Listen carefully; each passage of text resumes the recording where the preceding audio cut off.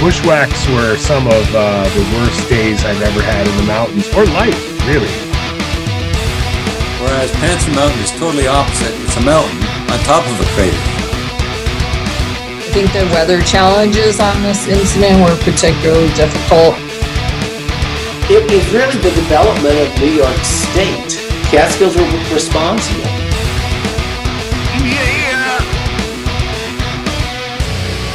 Now you're listening to Inside the Line, the Catskill Mountains podcast. All right, so episode, why does it say 182? It's 180. Episode 180. Wow, I am really off of it today. I'm sorry. I'm late to the recording, stuff like that. I'm just off of it today, so forgive me.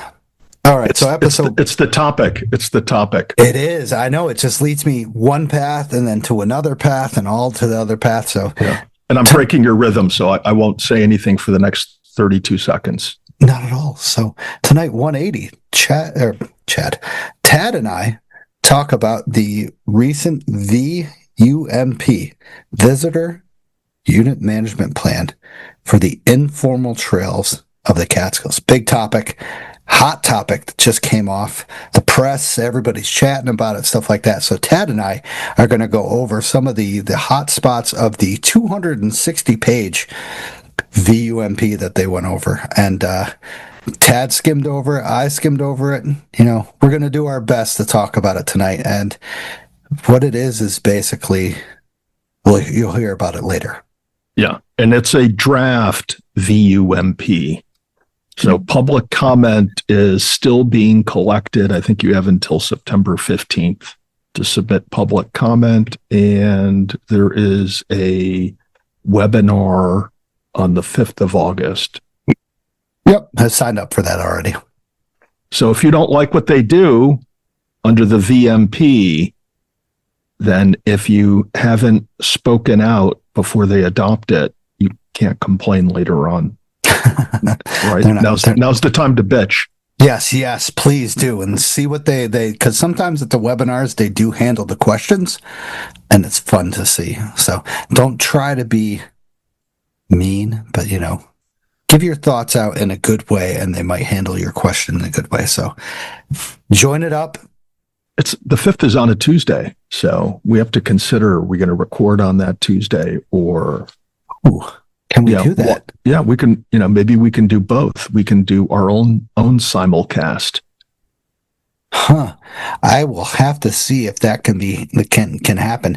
That's probably some sort of law thing of us like recording that at the same time of while doing our podcast and stuff. So that might be a little controversial. I don't think so. We'll have to ask our lawyers, do we hike more and how? See what they say. True. Do we hike more in the Catskills than any other people? Yes, correct. All right. So hot off the press, Town of Hunter.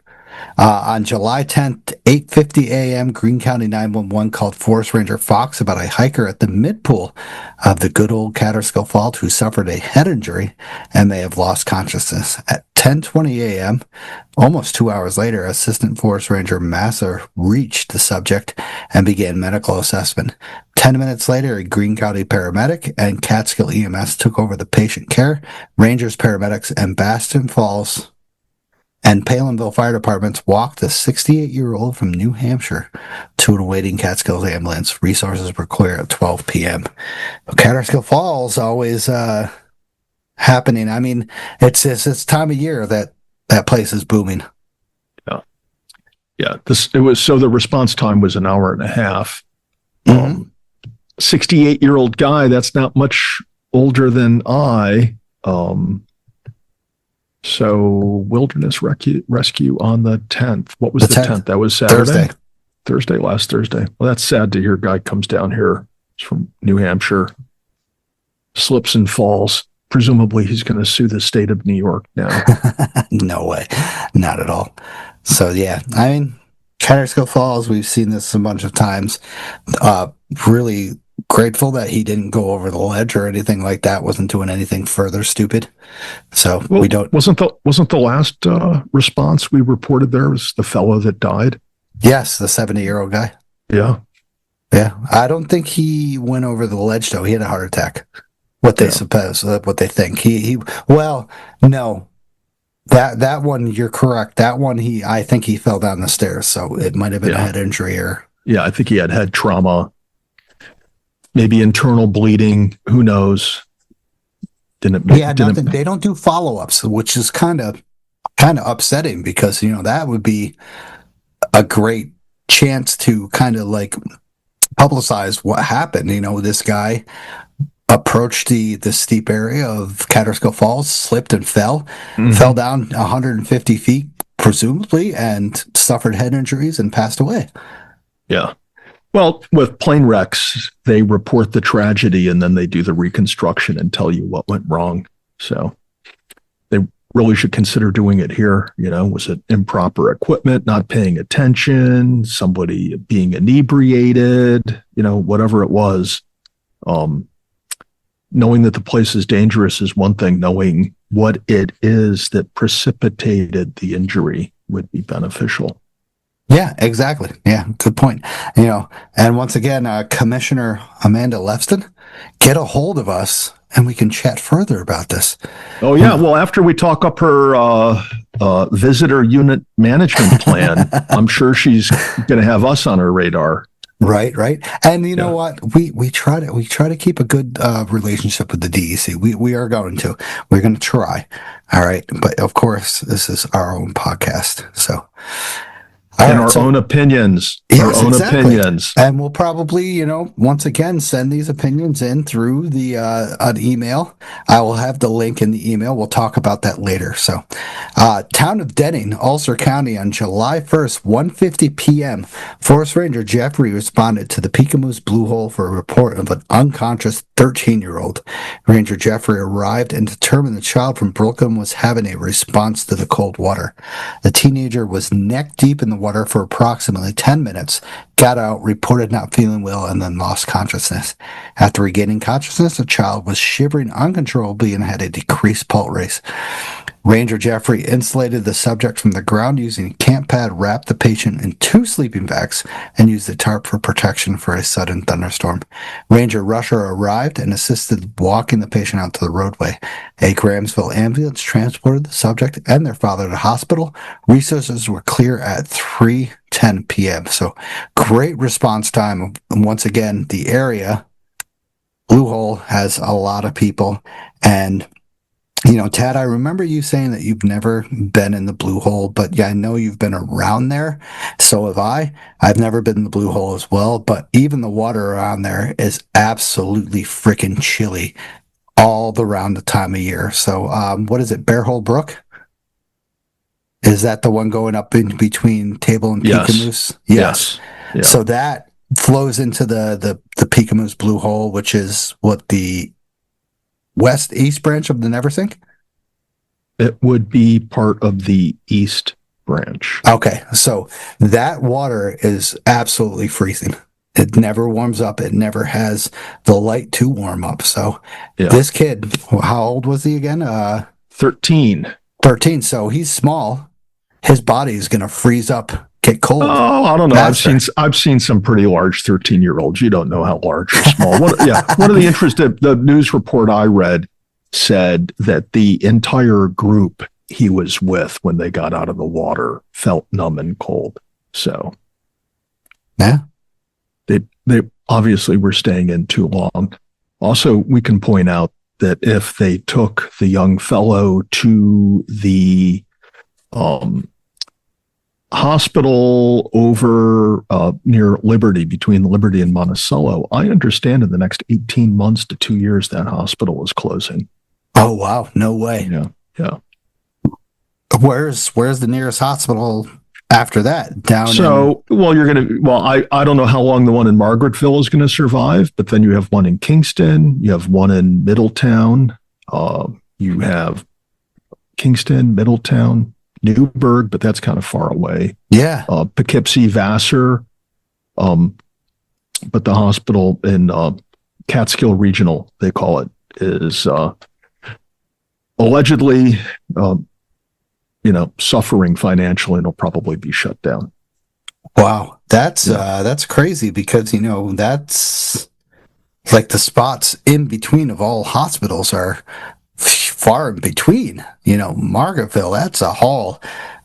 Kingston, that's still a haul. And then you have the popular spots along 17. Monticello has. I hate to say it. Is it Curious Joel? How do you say it?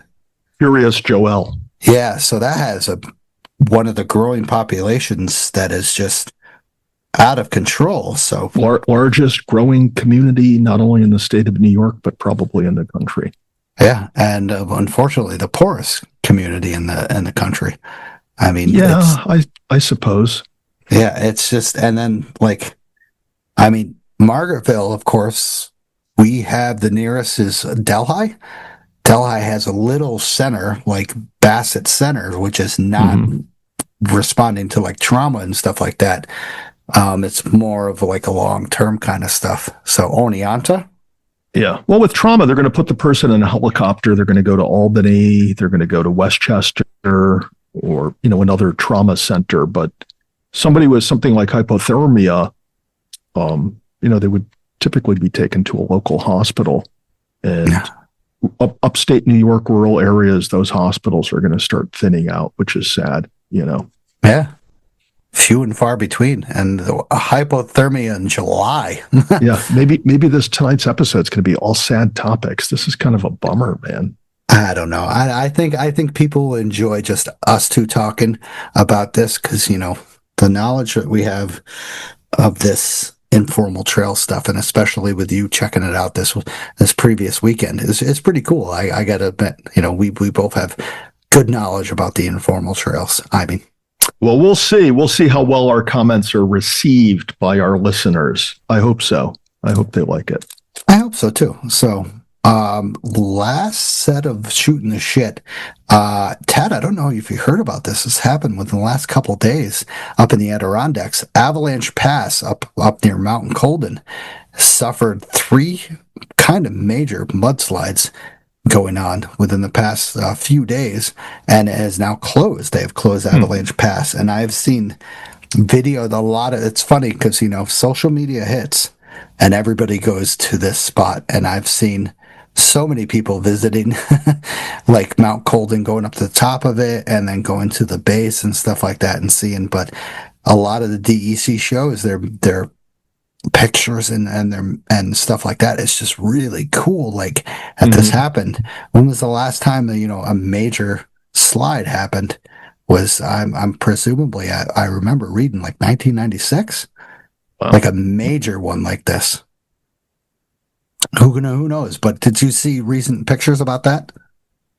I'm not sure what I saw was a photo of it or not. I saw something that looked like a significant slide. I didn't slow down to read what was going on. And frankly, sometimes when you're scrolling through Insta, it's hard to discern the real from the AI.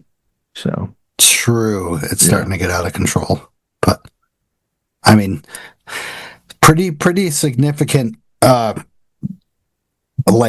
time, because if you look on Colden from people's pictures, that you can see that whole mountain is just becoming one big flat piece of rock. Not flat, but angled piece of rock. And you kind of think of the Adirondacks they have.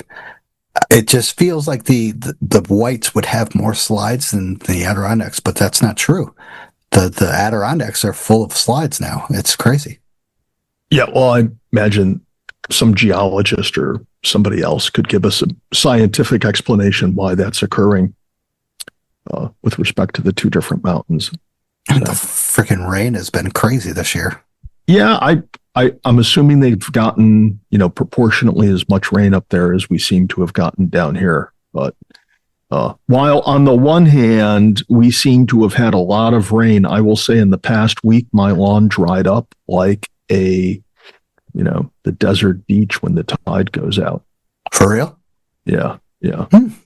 Interesting. What do you mean? You had consider, because I remember seeing in Hudson Valley Weather that there was this 4 inches of rain in a matter of an hour down there. Did it Well, pass you? sometimes, look, I live so tight up against the gunks that sometimes we don't get the weather that really hits more in the valley itself. But my backyard is very well drained by design. So if we don't get rain for a week, it'll start to get brown. And that's what happened. Oh shit! Wow. Yeah. I remember you sending me that one video of the flooding in your backyard because you have a creek back there. Yeah, well, that's actually in the side yard. So the backyard is where the pool is, and all around the pool is like engineered for draining. So after one of these torrential downpours, you can go in the backyard without getting, muddy or your feet soaked. It's kind of like the infield of Yankee Stadium. I was going to say, that sounds depressing. That's not real. Come on. No, it's real grass. It's legit. Can you do a water slide on it? Like, can you slide on it? No. No. We don't get drunk enough in my backyard to do water slides. Yet. All right. So I'm going to have to come down there and we'll have a good time. Me and Sophronia will come down there and we'll have a good time. We'll show you how to live. Yeah. So, yeah, you talked about like the rain. We've had the New York State have had a crazy amount of rain up in like the Finger Lakes area, a little bit southwest or southeastern of the Finger Lakes area got hit really hard with rain. And it's just amazing to see that I think it said 6 inches of rain fell within an hour and a half. Like, that is terrifying. Like the flooding, like flash floods, a lot of people don't realize that flooding is the most powerful source of Mother Nature. It cannot be stopped. It can't be determined.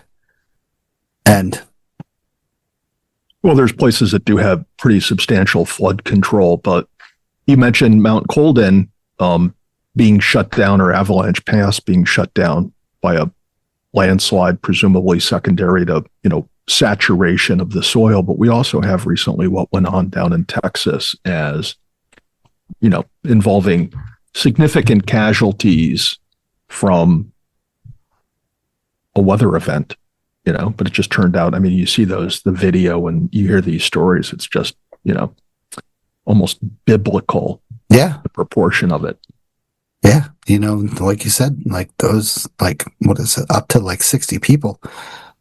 More than that perished down there. Oh, wow. Yeah, it's over 100. Yeah. Oh shit. So yeah, you've seen these videos of just like the water coming in like a big wave. Yeah.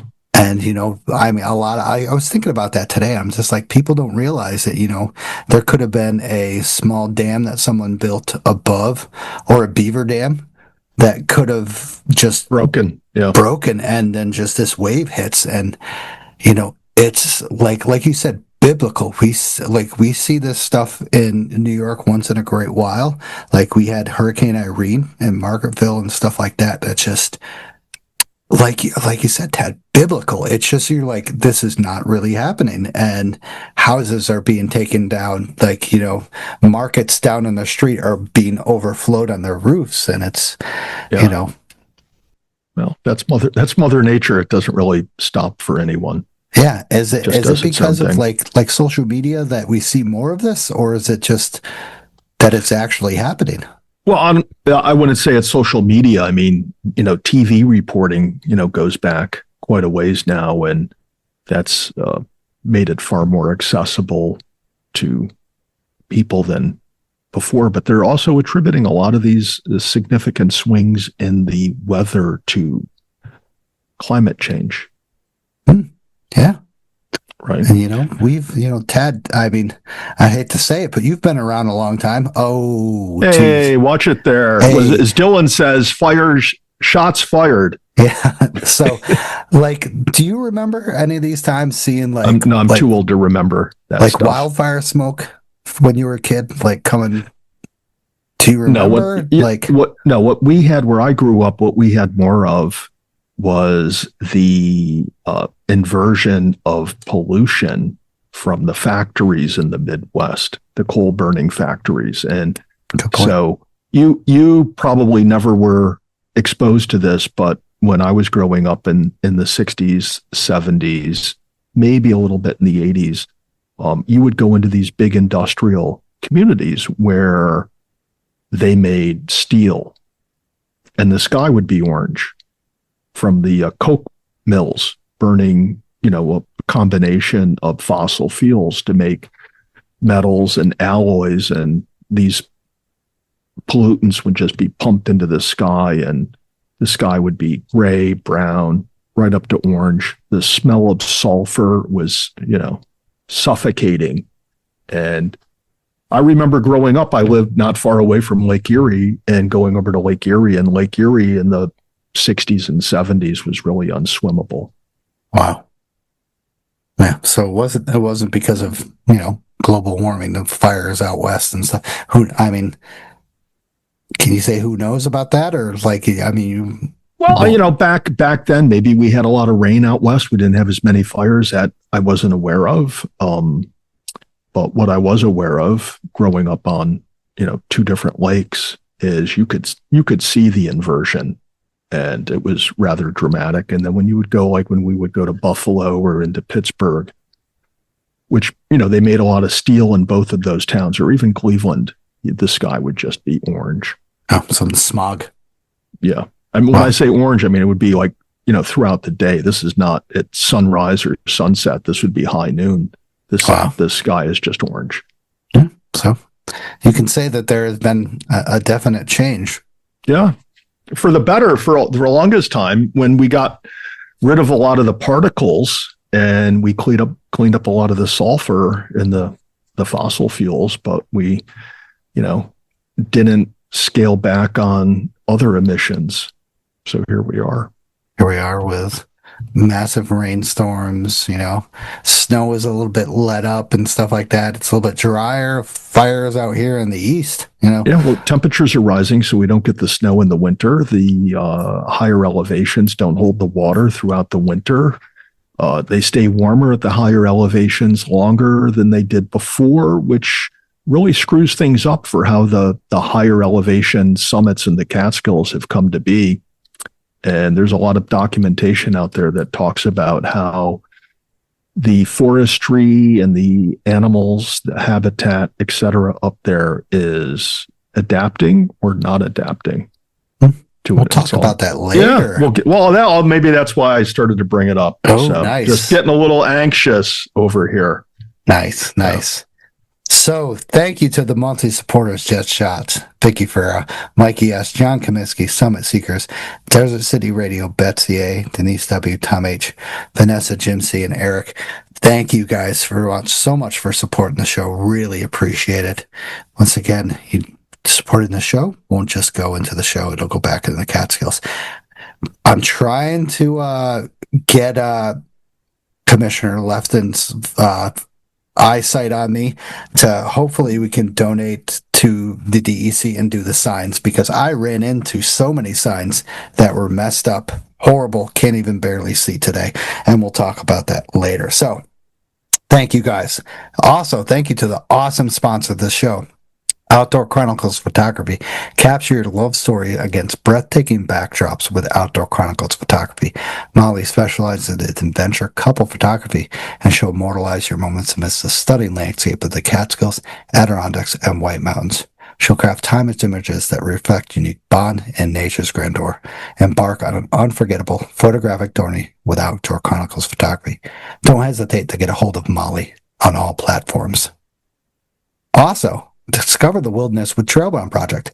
Our expert-led hiking and backpacking education programs offer unparalleled outdoor experiences. Whether you're a beginner or seasoned adventurer, join us to learn essential skills and explore stunning trails and connect with nature.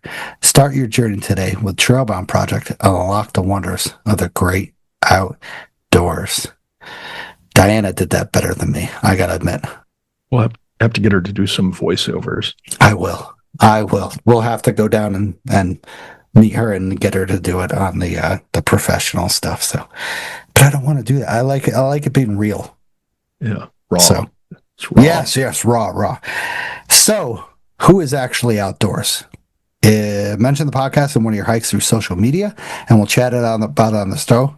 Tag us by typing at ITL Catskill MTN podcast on your post.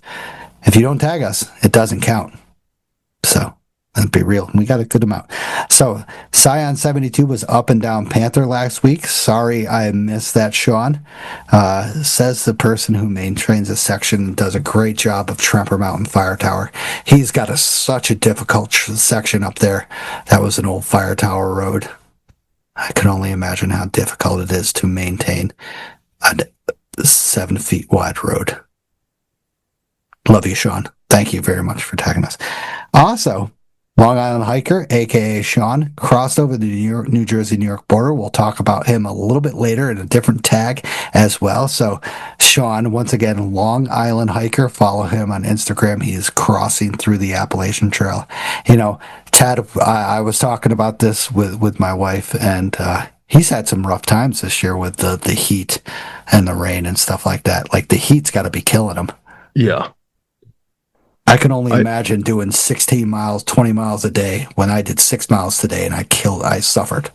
Yeah, I don't know how much fun there is to that, frankly. But you know, some people they just adjust to that and they can do it day in and day out.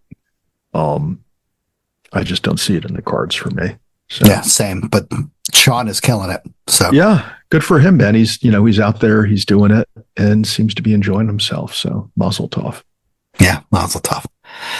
Also, Tracy Pink Pony 818 did Sugarloaf and Plateau on a moist day. Her words, not mine. Rained on. She got rained on, but a good time. Go to her Instagram page for a really funny story, because apparently she was just getting rained on and slipped and fell and stuff like that down at their areas. She had a great time. So thank you, Tracy, for tagging us in the show. Jeff Jotz and Orla went out with Tom Who's, Joanne, Beyond Blazes, and Who's Outdoors, and a friend to chase some waterfalls down in the Delaware Water Gap area.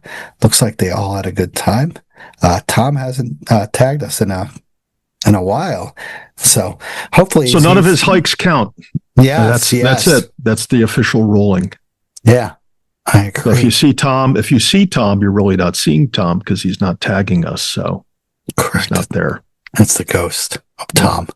And yeah, so good time. Once again, a hot weekend. So they all went and enjoyed the waterfalls, the pools and stuff. I saw a video of Orla swimming. It was beautiful. I just love those videos. I'm so happy. So Daniel Daniel Passes took an amazing shot along the Batavia Kill while doing the Blackhead Range. Once again, that iconic photo of the Batavia Kill going over probably the bridge or something in some area along that. The Batavia Kill is absolutely stunning. I mean, you've done several photos along that. Yeah. Especially in the summer times in the mornings when that mist is coming off there. It's just grabs your goddamn attention. It's phenomenal. Yeah. So hiking the Catskills, aka Scott, went up Cheryl North Dome from Shaft Road, battled. He said chest high nettles taller than himself, which I don't know how tall that would be. So he battled nettles taller than himself and looks like he's going after his Four Seasons patch. So good job, Scott. Yeah, the nettles are full grown. Yes. And they're only going to get bigger. I mean, it's still relatively early in the year. There's, a lot of growing season left, but yeah. They're mature and ready to bite. Ready to fucking ruin your day. Yeah. Yeah. I battled them today, and we'll chat about it today. So, nettles, once again, like you said, it's still staying warm, so it's not like they're going to go down. So I have a thought about nettles and how you can battle against them. So speaking of Sean and Long Island hiker, Rachel Jean, the Gypsy Queen, went up and meet up with Sean on the Appalachian Trail. So apparently they got to hook up on the Appalachian Trail and had a good time. Sean needed a little support and stuff. So Rachel went out there and joined them up on the Appalachian Trail in the Harriman Park area. Am I correct? Yeah, I know he crossed over into New York, and I'm not sure where Rachel Jean, the Gypsy Queen, hooked up with him, but I saw that she's been out hiking a lot on the AT and posting left and right. So Yeah. kudos to her for getting out, supporting our fellow listeners. Yeah, definitely. It's awesome that they hooked up. This is why I do that. This is why I do the podcast, is to hopefully get moments like these of where people just, like, oh shit, he's hiking the Appalachian Trail, he's in my area, I will go give him some trail magic or stuff like that. Yeah. Building camaraderie within the hiking community. Yeah, especially the Catskills. I love the Catskills. We got such a tight-knit group here. So, also, Jay Kaplow was up stewarding at BLM, ran into 35 people, and ran back up the mountain to open the cavern for them when the people were coming up as he was descending down the mountain to beat the rain. Went right back up, opened the cavern for him. What a true hero. So that must be fun, going up in the cabin if a thunder and lightning storm is coming. Correct. I mean, yeah. I'm assuming if you hear thunder, you're not going up in the cab.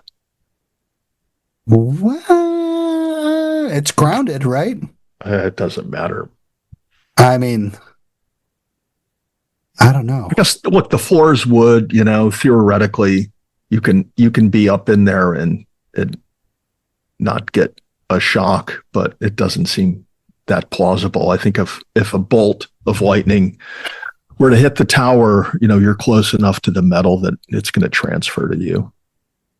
That's very true. I mean, but I don't think. But if you want to test my hypothesis, go up, knock yourself out, bring your microphone, and just hit the record button. We'll see what happens. I will try, right? I guess. No. Well, we'll see. We'll see. So awesome. So maybe he's the hike of the week. I would say that Rachel Jean stole that and went and met up with Sean, and that was a definite great hike of the week. So yeah, that's the cool move. Yeah, and especially during, like we said, that's during these times when, it's 85 degrees outside and the humidity's at 99%.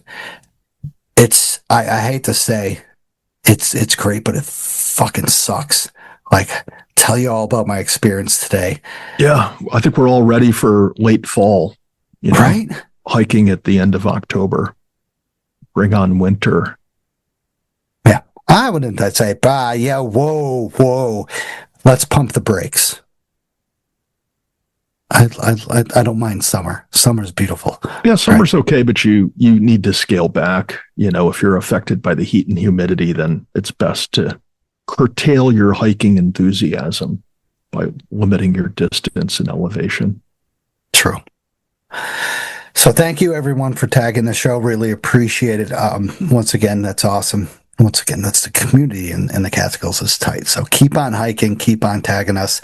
We'll chat about you on the show.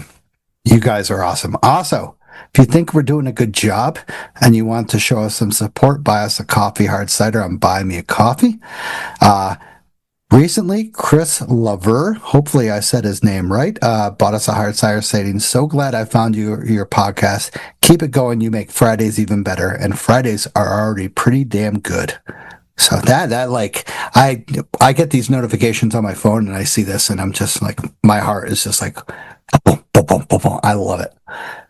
That's what recognition is always nice. And maybe we should button this down by thanking yet again all of our listeners who voted us the best, or I like to think the most appreciated podcast in the region. Yeah. Thank you. And whoever, once again, was in the New York Times, thank you, because that person who tagged us or notified us or told us about us was very helpful. So hopefully, so Chris, thank you once again for supporting the show. Really appreciate it. I got that hard cider right here. We're ready to crack it open again in a second. So thank you. Rate the show. Don't have enough ratings. We need over 2,000. We only got I'm pretty sure 48. So that's still pretty good. Almost all 5 stars, except for that one about the frickin' intro music. I can't dispute that. That's the thing. You can't dispute the intro music. No, I can't dispute that person like, Oh, yeah, you can't challenge their rating. Yeah. yeah. So once again, if you think we're doing a good job, rate the show on any platform that you have. It'll help block out that 1-star rating that someone rated for the intro that they can't pass after 13 seconds. So, Tad, the last 2 times we've recorded, you have been not having a drink. Do you have anything tonight? Yes, I'm locked and loaded. I've been sipping on some fresh home roasted coffee, but I'm ready to crack into a Catskill Brewery Devil's Path IPA, coming in at a healthy 7.5% alcohol content. You're not opening up? Like, yeah, you ready for me to go? I gotta like do the audio. Here we go. We're going full crack. Ready? What's the audio again? You just oh. Yeah, I go with low. So. All right. Hold on. Oh, there it is. Hold on. No. Headset, audio profile. Why can't I see this? This is Stosh's first night. Exactly. It's my first night. He's still a little dehydrated from the hike today. All right. Here we go. Ready? Hold on. Oh, I got to get underneath it. That was legit. It says, yeah. All right. Auto. Back on auto. Ooh, nice. I love the Catskills, the raccoon that's fierce and rabid. Yeah, they sell gear with that logo on it. So, oh, nice. Yeah, it's a nice place, man, to hang out. They've got a couple seating areas around there. I've never tried any food there. I've gone in to get fresh brew, but Liberty, right? No, it's in Livingston Manor. Livingston Manor, okay. Yeah. Which Livingston Manor is a cool little community, but you want to talk about a place that's prone to flash flooding. Livingston Manor is on the list. So yeah, sad in there. Yeah. All right, so yeah, I'm having a 1911 pineapple. I went to the Margaretville Market Fresh area to hopefully get a wide variety of hard ciders, local hard ciders, because they sell a pretty decent amount of local stuff. And to my disappointment, they mostly had 1911 hard ciders. So not really local. I'm pretty sure this is like the Finger Lakes area. And I was just like, all right, no Hudson North or anything like that. So, but they had massive amounts of IPA local, like frickin' the whole goddamn 12-foot section was IPA local. And then did they have Catskill Brewery Devil's Path IPA? No. Really? Well, that's sad, because this is good, man. It's got a nice spectrum of, you start off with kind of that fruity, hoppy intro, and then you finish it off with that hoppy bitterness. So it's got a good dynamic to it. And it pours with a really good head. Yeah. Well, that's awesome. I heard recently that a new place opened up in Wyndham. Give me one sec. A new brewery. I mean, it's not like totally new. All right, give me one sec. Hold on. So Mountain King Brewing Company opened up within the last 6 months of in Wyndham. So I was looking forward to going there sometimes. I'm not a big brewery guy, but I'm willing to try stuff that'll I don't know. I'll check it out. It looks pretty cool. Yeah, well, I've had better luck with microbreweries and craft beer than I have with cider. So I mean, yeah. I mean, you're that kind of guy. So I'll check that out. My wife was telling our one daughter yesterday that before my wife Maggie got pregnant with our first daughter, I used to make beer in my basement. No shit. You were a brewer? Yeah, going back. Well, I didn't make a lot, but going back to the 90s, yeah, I'd make a couple cases at a time. Was it the stuff that you drank and then oh God, that hit it? That was the first batch was damn. It wasn't even like worth pouring out in the backyard. But after that, yeah, I had some good batches going, and then my wife got pregnant and we stopped drinking. So I gave away all my gear. Oh no, I was gonna say, like, somebody contact Tad and be like, listen, this microbrewer over here, get his stuff down. Yeah, well, you know who, if you want to talk about making alcohol in your house, who should we get on the show? The guy from Catskill? No. Who makes like industrial proportions of alcohol in their house? You know. Joe? Joe what? The guy you go searching for airplanes with. Oh, Joe. Oh, God. Joe, he doesn't listen to this. That's like, if you want to, like, he goes searching for airplanes and then he makes airplane fuel alcohol. No, he makes wine. He's a winemaker. That's airplane fuel alcohol. I took a sip of that and I breathed fire. Wow. Have you hiked with him before? Yeah, a couple times. No shit. He's a cool guy. Why haven't we talked about that? God damn. I don't know. Wow. I hike, occasionally I hike with other people, and they're cool people. And I'm going to point out now, and probably later on, they're also people that you would call gritters, and, legends. They give back a lot to the Catskills, the Catskill hiking community, and they are just really chill, cool hikers who are out there hiking all the time, doing their thing. Yep. So. Joe is one of them that I've, he was on the search and rescue team, and he's done a lot for the Catskills, and I've just, he's a good friend of mine. So he's we'll call him a lifer. He maybe hasn't been hiking here his whole life, but once he got the bug, he hiked a lot in the Catskills and has stayed around and has given back quite a bit to the Catskill hiking community. And talk about a freaking dedicated bushwhacker. Yeah. That guy has been through the shit of the shit trying to find plane crashes. And I got to admit, some of the stuff he's dragged me through has been the worst moments of my life and the worst moments of my friends' lives. Like, it's crazy. So, I mean, but those are stories. Yeah. No, he's a cool dude. But once again, I think he's done the grid at least twice. So we'll talk about that. Yeah, later. I'm just throwing that out there, folks. So so previous hikes.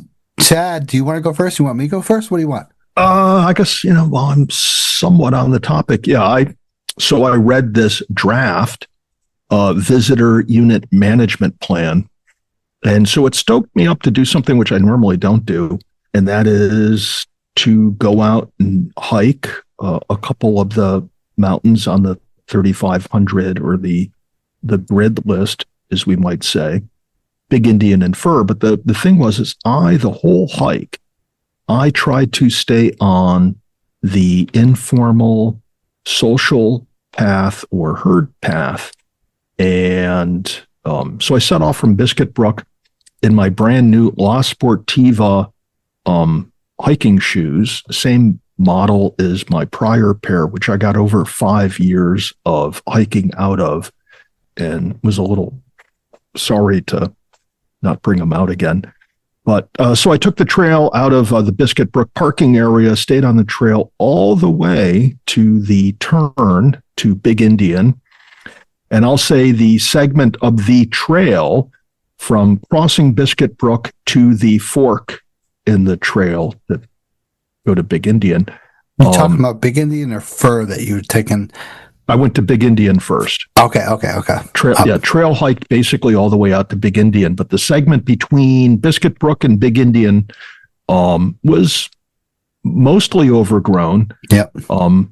And it's the only segment of the hike that day where I ran into grouse. I ran into 3 groups of grouse, which I guess they would say kicked out. As I was walking along, they took off ahead of me.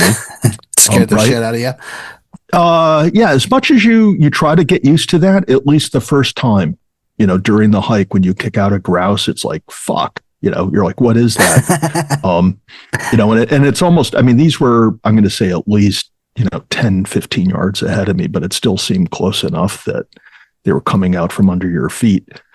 So at any rate, I get up to the turnoff, and when you get to the turnoff, the trail itself continues on to Eagle and Balsam, the marked trail that is, and then the informal unmarked trail goes up to Big Indian, and it is more prominently worn into the ground and seems to be wider in terms of clear of vegetation all the way up to Big Indian, where I checked out the canister at its new location, I'm going to say about 10, 15 feet away from the old tree. You see the old tree is fallen down.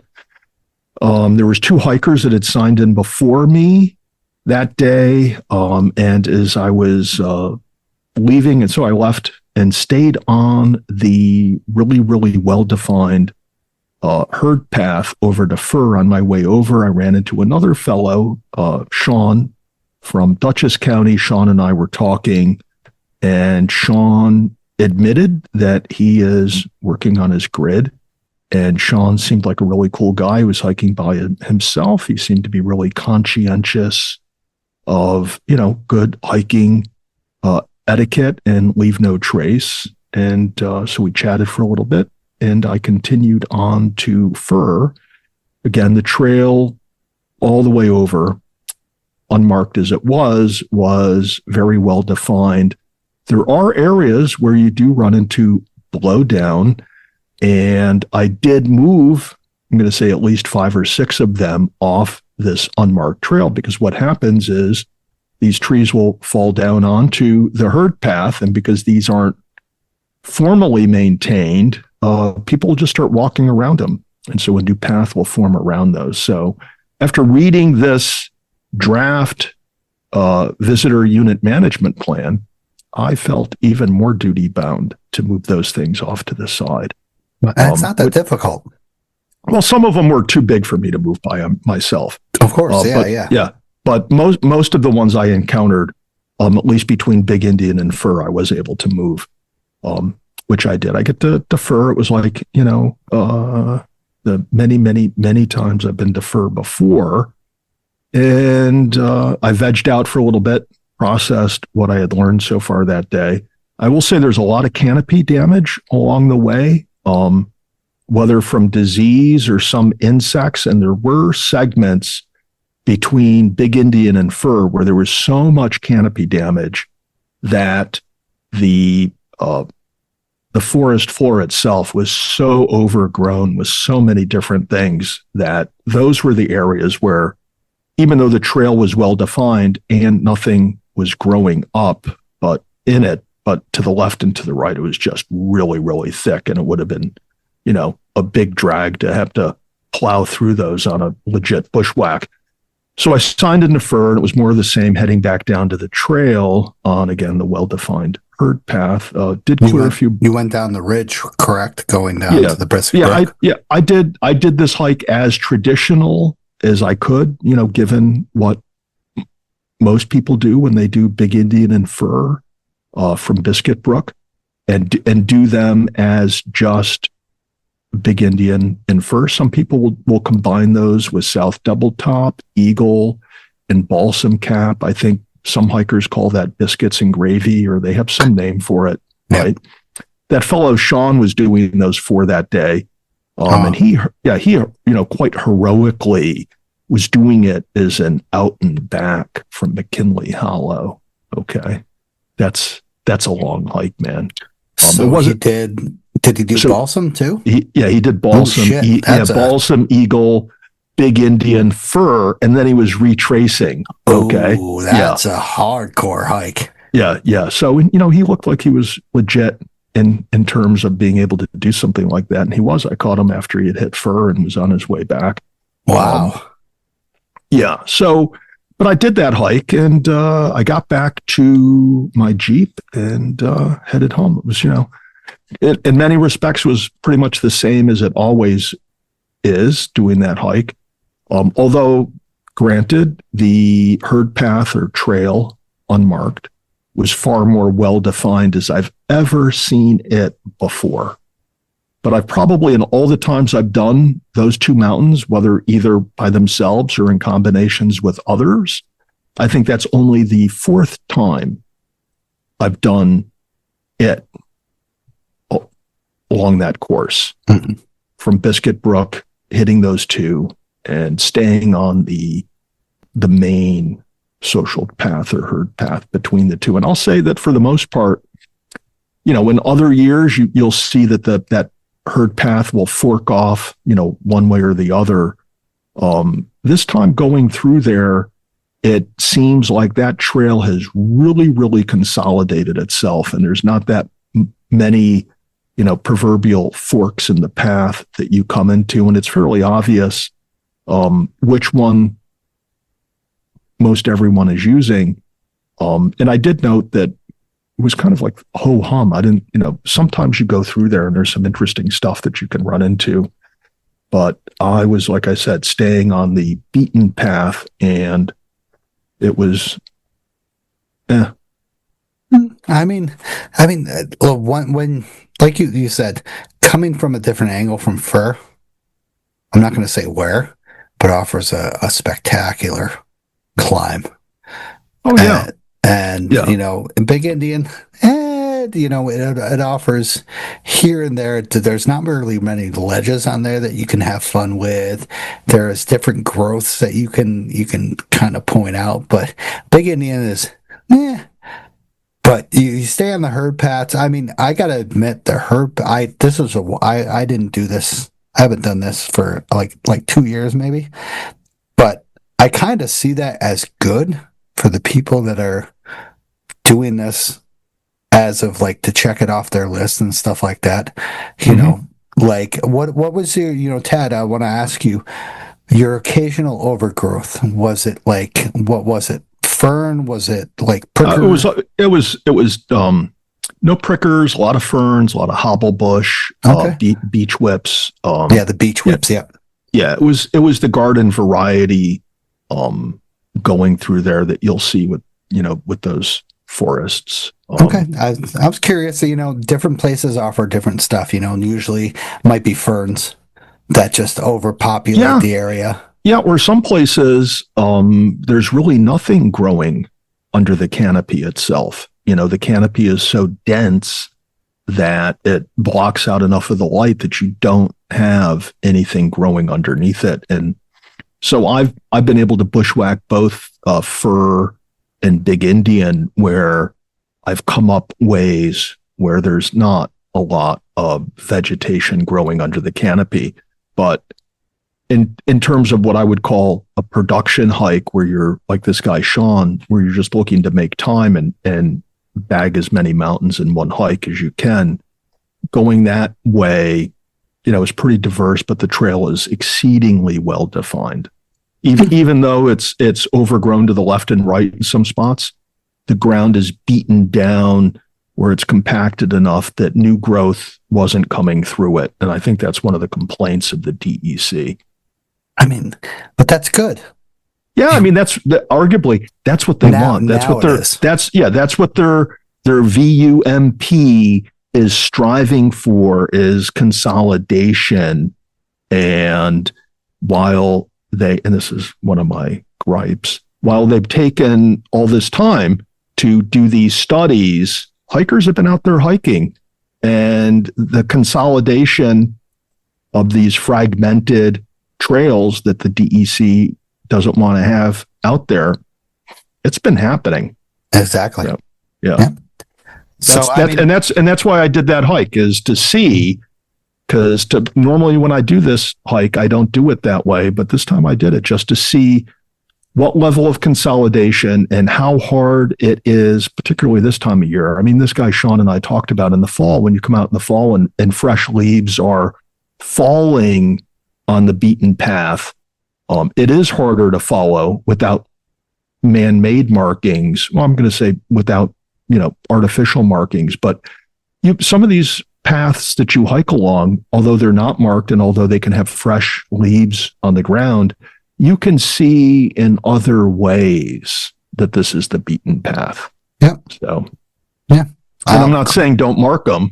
I'm just saying that the more you do it, the more apparent it is to you that this is the way. Yeah. Well, once again, Tad showing his dedication to the podcast to do this hike somewhat on trail to give a report. Yeah, that's a little don't make it sound like it was, all that gratuitous on my part. I did check those off my second grid. So okay. Yeah. Guilty. Lock me up. Put me in Gritter's prison. I did for a while ago, and I found that the ridge going up from the Biscuit Brook wasn't bad at all. You could just follow it and fly up it quickly. Yeah, but you want to talk about special rock features in forested areas? Of course. It's kind of boring the way it goes up now. Yeah. In my view. Yeah. It's not like going from different areas. Of course, we're talking about like walking up Frost Valley Road and then hanging a left up, what is it called? What's the Informal mountain that goes over? I forgot what it's called. High Falls Mountain. High Falls is to the south. Okay, yeah. The other one, but a lot of people do. That's like where Winnisook, Spruce, Hemlock. I think it's Hemlock. Yeah, that's where what's her name came out, and we had like a little search party for her in the 90s. She was insane. So, but yeah, if you're looking to tag those peaks, stay on the Informal trails. If you're looking to have a good time, go off trail, have a good time, know what you're doing, and you will definitely have a good time on those mountains. So, yeah, so. Tad, while you're doing your research, I am doing kind of my research as well. Oh, yeah?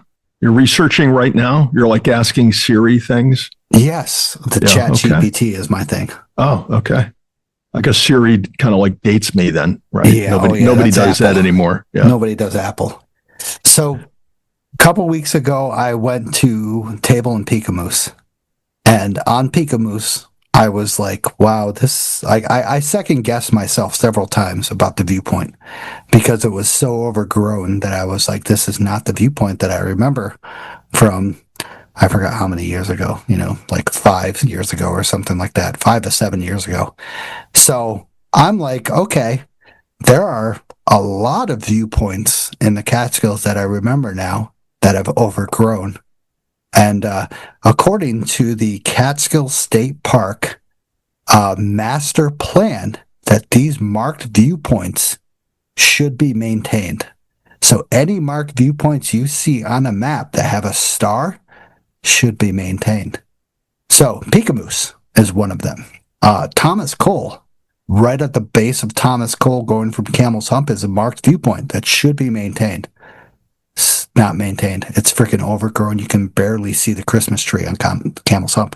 So I was like, I heard on social media that somebody said that the viewpoint on Balsam Mountain is almost completely overgrown. So being me, that my first hike in the 3500 and in the Catskills was Balsam Mountain in 2015. I seriously, I was a weird dude. I had khakis on. I had a moisture wicking long sleeve shirt with a regular cotton shirt over top of it. So it did absolutely fucking nothing for me. It just got... No. This was back in 2015. Okay. So it did nothing for me back then. It just got wet and then got cold, but it was fine. But going up there, I remember I actually had a GoPro on me and I recorded it, and my reaction to that viewpoint was mind-blowing because I was just like overwhelmed with how beautiful this was, 3,600 feet up in the air and overlooking part of Big Indian and Shandaken and stuff like that. So fast forward to 2025, I hear people saying that it's almost overgrown. I'm like, I got to go check this out. So I do the traditional clockwise loop from Rider Hollow. Start off, of course, over that bridge. Dude, that bridge, when it's wet, is freaking slippery. You need micro spikes for that shit. Like I am walking across that and I almost slip and fall. Wow. And I'm like, Jesus, this is a little crazy. So that starts off the freaking day. And dude, not even before. So before that, I start putting on my shoes and I'm sweating already. That's how freaking humid it was at 9 o'clock in the morning. And I was just like, oh man, this is going to be a great day. You know, with a balsam, you know, it starts out okay. And then you start gaining immediately. It's pretty good, decent gain. Excuse me. Until you get up to the trail junction going from Bel Air to Balsam. And once again, I've noticed that a lot of these signs in the Catskills are deteriorating. You can barely read what's on them. They're marked improperly. And this is one of the things that I brought to DEC that like, hey, the podcast can, you know, donate some money and we can replace these signs. There's a lot. There's a lot of shit in the Catskills. So if I will say, if you have any pictures of trail junction signs, trailhead signs that are deteriorating, send them to me, and we'll start this big, huge thing of being like, hey, this is how many are needed in the Catskills. We'll donate some money. Or we just come up with a tag and we have everybody use it, like, you know, hashtag something. Okay. And you post your photo of some trashy Catskill trail sign and put Good that call. tag on it. Yeah. So we'll get back to you folks. Stosh will post it on our official Insta webpage or Facebook, wherever he gets a hold of you, and we'll come up with some hashtag for it. Or if you want, submit your suggestions to Stosh for that tag. Yeah. Do it. Instagram or Facebook. Yeah. And I just want to know, while you're talking about the unit management plan for the Catskills and maintaining viewpoints, is that why you asked me earlier in the day if I had a chainsaw you could borrow? Yes. Yes. Okay. Yeah. Just try to get that back to me. Yeah. Try to get that back to me because I'm doing Peekamoose next. So. Oh, all right. Nice. So like, once again, crazy humid day going up from Ryder Howard. There's absolutely no wind or air movement whatsoever. I'm sorry to say, fucking sweating so bad that my arms were dripping down with sweat. Yeah. You could see it in your video. Oh, dude, it was horrible. When you got to the junction of Bel Air and Balsam, it got a little bit better. A little bit. Not too much. And it wasn't, you know, to be honest, it wasn't that muddy. I was surprised it was muddy, but it was, I gotta admit, somebody needs to get up there and maintain the what is it, the Pine Hill West branch or of that area, because it's just overgrown with prickers and nettles and stuff like that. I have a video that's going to go out about nettles. How do you take care of nettles? Oh yeah. Well, it's been wet enough that we see a lot of growth out there now. Oh yeah. And I'm scared now that my area back over in Thomas Cole is overgrown with how much I freaking trimmed that back. Yeah. So, we're going to have to send Sean over there and he'll, you know, report back to us on what it needs. Yeah. Hell yeah. So awesome. You know, going up to the top of Balsam, I get through that little, you know, the gain, the last gain, and I start walking and I notice this little viewpoint. I look out, I'm just like, oh, nice. And then I keep walking. And then I like, kind of like, that might be the viewpoint. So I walk back, I look, I see it on the map, I see the star, and I'm like, is this the viewpoint? I actually take a step back. I second guess myself and I walk back to see if there's another viewpoint. There isn't. This is the viewpoint. And I stand there and I'm just like, I can barely see anything. I can see Hunter, Plateau, and Westkill. And that's barely it.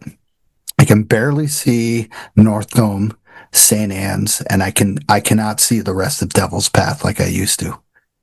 And I was just like, what the fuck? Like, this is the last time I was there was given the winter, but I could see a lot of shit and I could notice that the trees were low. So within the past 3 years, with the rain and the vegetation that has happened, it has propelled to beyond what I had back in 2015 when there was a pine tree and a dead tree there. It's gone. It's all gone. So, but at this point at the hike today, how many hard ciders had you had? Zero. I had Oh, electrolytes. zero. I was going Yeah. on. All right. Dude, did you see You were like an athlete mode. Do you saw Drinking you saw the electrolytes, reel, got though, your though? wicking later. Yeah, I saw. Yeah. Isn't that insane though?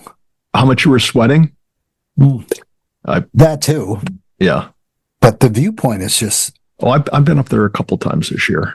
So okay. So do you have pictures of like I could go previous? back. Yeah, I could go back. I've got prior photos. So send me a picture from like let's say like 8 to 10 years ago of that, and I can compare in the summer. In the summer though, I have only like winter and spring and fall. Yeah, I mean, so sometimes it takes me a while to pull up photos, but I'll see what I can do. I know I have a great photo of my daughter standing there. So Cool. So that's I'll see great. how much of the view that shows. But I have a picture of Jessica sitting there during the spring, and you can see quite a bit of mountain. This was like 3 years ago. oh yeah, And- I have a video ready for this, or I have not a video. I have a photo of Rip Van Winkle sitting next to John Burroughs there, Of course. talking to Mike Kudish Yeah, of course. about forest history. I gotta admit, somebody needs to get up there and take care of those prickers. I took care of almost all of the nettles that I could, and I love to visit. I call it Balsam Henge, the summit. Just that the awesome rock that sits up there. It brightens my day. Going Why down. why don't you knock that over though? No, not at all. That's Balsam not? Henge. Why isn't that a herd path, like an informal trail, right? It is. Oh, okay. Did they state that on there? We'll talk about that. No, but They did- there's they did. there's a lot of inconsistencies in their work. So Exactly. I don't know how in depth you want to go into those, but yeah. Yeah. So going down, I like going down to doing the clockwise because you have like 2 or 3 ledges that you go down into the Ryder Hollow junction between Eagle and McKinley Hollow and stuff like that. Couple cool ledges, and then once you break down into Ryder Hollow, it's just fucking nettle-licious, insane. And I made a video of, just to let you know, nettles are an invasive species. If you freaking slap them with your poles, it doesn't matter. You're knocking it out for somebody else. That's what I did the whole freaking time. They're going to regrow. They're going to do whatever they can to freaking invade this area. And I got them a couple times, and I don't mind. Somebody said they hurt a lot.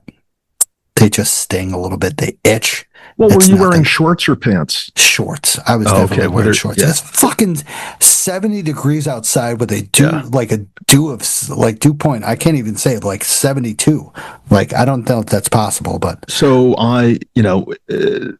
not necessarily knowing how many and how thick the nettle cover would be, I wore, those convertible pants on my hike over the weekend.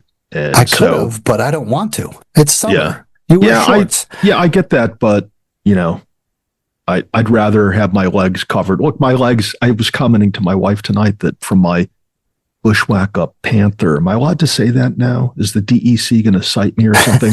But when I bushwhacked panther a few weeks ago, I did shorts the whole way up, and my legs just really got just cut up. Shorts was a bad choice. Yeah, but like you said, it was a hot summer day that day, so I chose one level of comfort over another type of pain, and I still got some bushwhack rash on my shins that's still healing. Oh yeah, It's getting there. It's not bad. It'll look, I would rather take it from some sticks and twigs and whatnot than nettles. Yeah, these things were waist high, and I just whacked them and stuff like that. It was fine. I go back down to the lean-to. It's closed. It's absolutely freaking devastated. Like that lean-to at Ryder Hollow is just from water damage. Just they haven't maintained it in 20 plus years. That it's just falling to pieces. The top roof is falling out. I found that to be one of the cooler lean-tos because a lot of people wrote in that book some really cool stories. Oh yeah, yeah, and it's a cool location. It's right by that creek. That sound. Yeah, Just sound. And after that, I crossed over one of the coolest bridges, the second coolest bridge in the Catskills, besides the Winniesook one. That's cool. And other than that, it was a smooth sail down to the bottom. You know, the one thing I did run into 2 people and 1 kid. And I hope I didn't get them disoriented because I thought they came from Water Hollow. And I think they came from McKinley. And I was just like, oh, you guys doing the loop? And they're like, yeah. I'm like, well, I knocked down all the nettles when you come down. And she's just like, are we doing the loop? And he's like, yeah. And I didn't see their car when I came back down. So I was like, I really hope I didn't screw them up from getting to the summit. And yeah, I just got a news flash that the Rangers are over there searching for a party of 3. So yeah. So sorry. But wow. I told them about the podcast, you know, like, don't bash me, but cool day. It was a nice day. Listen, I burned like freaking 20 pounds off. Yeah. Like, it was just insane. The amount of sweat taking off my shirt at the end of the hike, and it was just disgusting. And, you know, no regrets. I'll say that. So you were wearing 2 layers or 1 layer for shirts? 1 layer. Okay. It was I got that. I said it before. I got this Patagonia Daily Cool Capeline long sleeve shirt. It's the cat's meow. Okay. Like on a really bad day, obviously. Yeah. On a bad day, you're not going to be dry, but it just gets the water off your skin and kind of gives you that evaporation feel. It makes me feel so much cooler. So it's worth it. I'll have to check that out. On the front, I've got written, you know, like inside of a big star, my name and the podcast and host, you know, it's pretty cool. You got to send those pens out, by the way. Get those pens going. All right. I'm going to do the pens. I thought you were doing the pens, but I'll be on the pens. I can't freaking do everything. I get that. All right. We're having a bitch session. People turn down the volume. This is going to get out of control. I apologize in advance. So Tad had a great bushwhacking experience, and I kind of did as well with the goddamn amount of prickers and nettles I had to deal with. So awesome times, sweaty times. So once again, everybody get out there, have fun, enjoy the Catskills. Take pictures of the trailhead signs because I want to send this into Commissioner Leftis and tell her how we can support this area and we can do this as, once again, a whole, as the podcast can. So yeah, let's have like a adopt a sign program. Yeah, adopt a sign, not a drop the trail. Oh God, ooh, nice. Adopt a sign. That's the hashtag.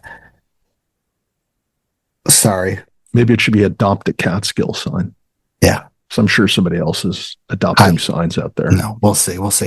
So, volunteer New York, New Jersey Trail Conference, Catskill 3500 Club, Catskill Trail Crew, Catskill Mountains Club Visitors Center, Jolly Rovers Trail Crew.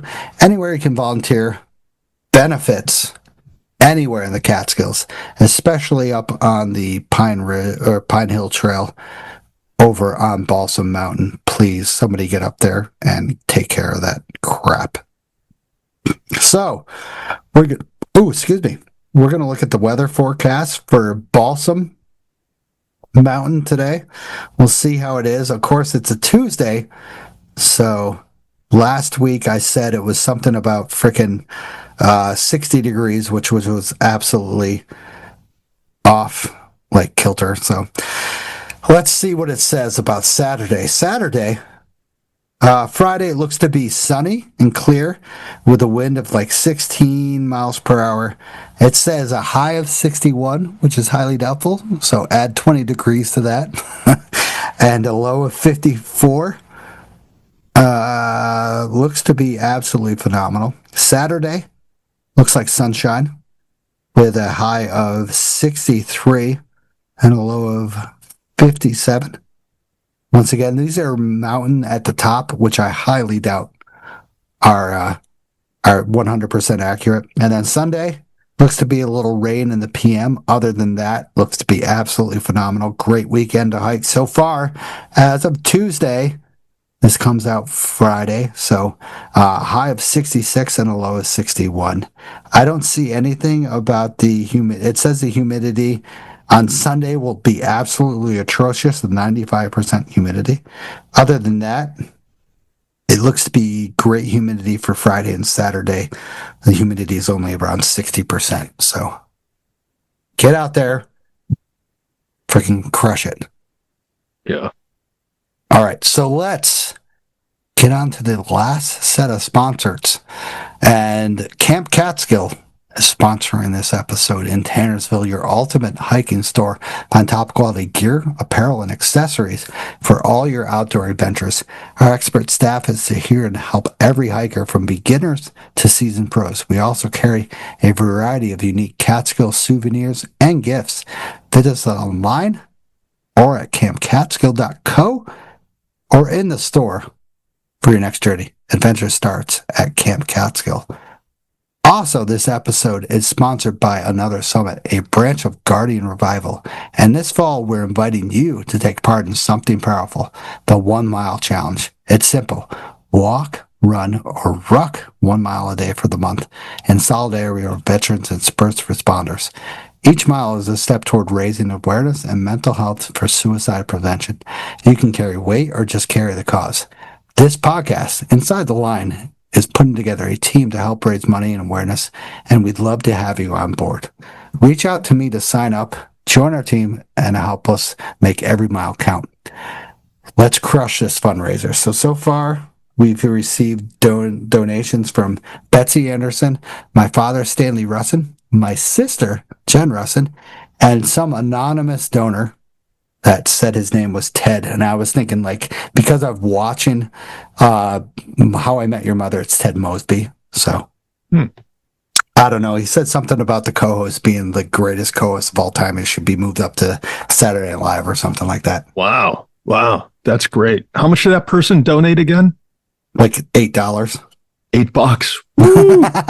Big spender. It's like it's like a hard cider. No.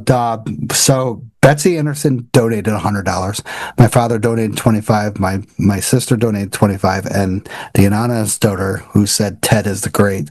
I don't know why they said Ted, but said the greatest co-host donated $250. So wow. So what's the total? What are you up to? I think I'm up to $695 or something like that. Wow. In 5th place.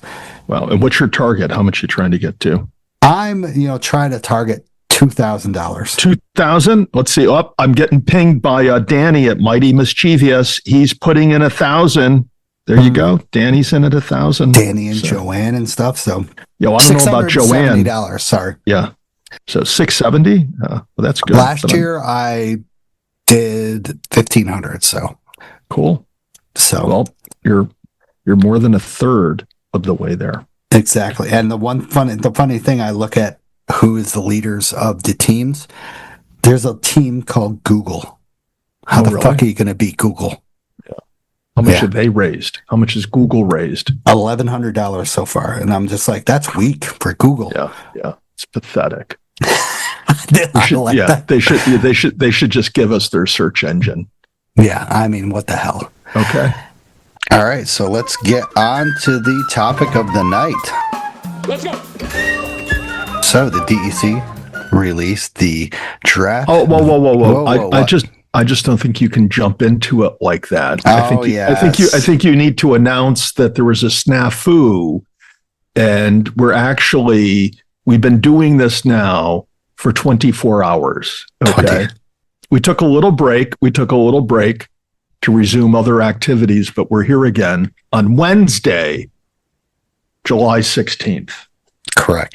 Continuing. Okay. Resume. You can resume.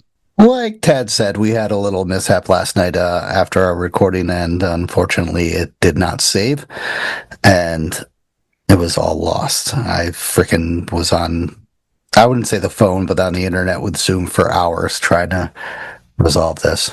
So if you don't like tonight's or this segment of the show, then trust me, last night's was much better. And vice versa. If you think this is great, then last night sucked. So yes.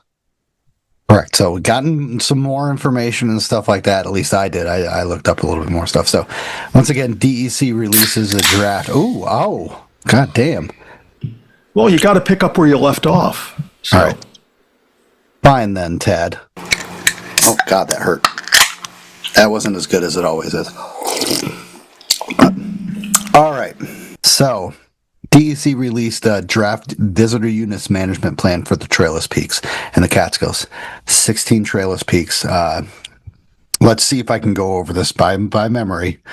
Lone Rocky, Friday Balsam Cap, Rusk, Big Indian Fir, Southwest Hunter, Catskill High Peak. Oh shit! Why I'm like blanking out. I'm putting on the spot. You forgot the biggie of all of them. What's the Eagle. Eagle. Yeah, Eagle. Yeah, You can't leave hardcore. Eagle out. That's one hell of a bushwhack. The same as Catskill High Peak. And why am I forgetting the other ones? Lone Rocky, Friday Balsam Cap. Oh, well, I'm not checking off the list, but yeah, but Fly, Bear Pen, Big Indian, South Double Top. Yes. Rusk. I don't know what you got in there or not, but I mean, somebody can fact check this later on. So. North Dome, Sherrill, Hawkett. So, okay, so they released a draft unit management plan about this study that they did that the herd paths / informal trails. We call them herd paths. The hikers that have been up there way more than DEC call them herd paths. They call them informal trails for some reason. So they've been doing this study since 2019, which is kind of weird. We'll go over that later. But the big questions are they going to close areas? No. Are they going to build trails? I don't think they are. It's going to take a very long time for trails to be built in certain areas. So those are the two big questions. And then, so 16 peaks above 3,500 feet that to be managed as trailets, but now are suffering damage from widespread unofficial herd paths. Public comments are open through September 15th, 2025. And it's a virtual public meeting scheduled for August 6th, 2025 at 6 p.m. These are going to be in the show notes. Definitely participate. Tad, how many of you sent in? Like at least 6 comments? Yeah. I'm going to boycott commenting and I'm just going to complain afterwards. Or no, maybe I'm going to send in comments so I don't have to complain afterwards. I forget what I'm doing. I had it down last night, so. Oh, come on, man. A shot to the heart. Yeah, so comments, you can go through that and stuff like that. Just send your comments in and stuff. The last time they answered, someone answered it and such. So public meeting August 6th. I've already signed up to that. So let's go back. DEC began its research in 2019, studying 16 to 17 named peaks via field mapping and crowdsourced Strava heat map data to document proliferation of informal trails, aka herd paths, covering over 39 miles of paths in the summer of 2019 alone. Strava data showed dramatic increases in informal trail networks during the pandemic period, with many herd paths becoming deep-braided and widening. So the big question is, we went over this last episode. Why did DEC wait until now to start, 2019, 6 years ago, to start that study?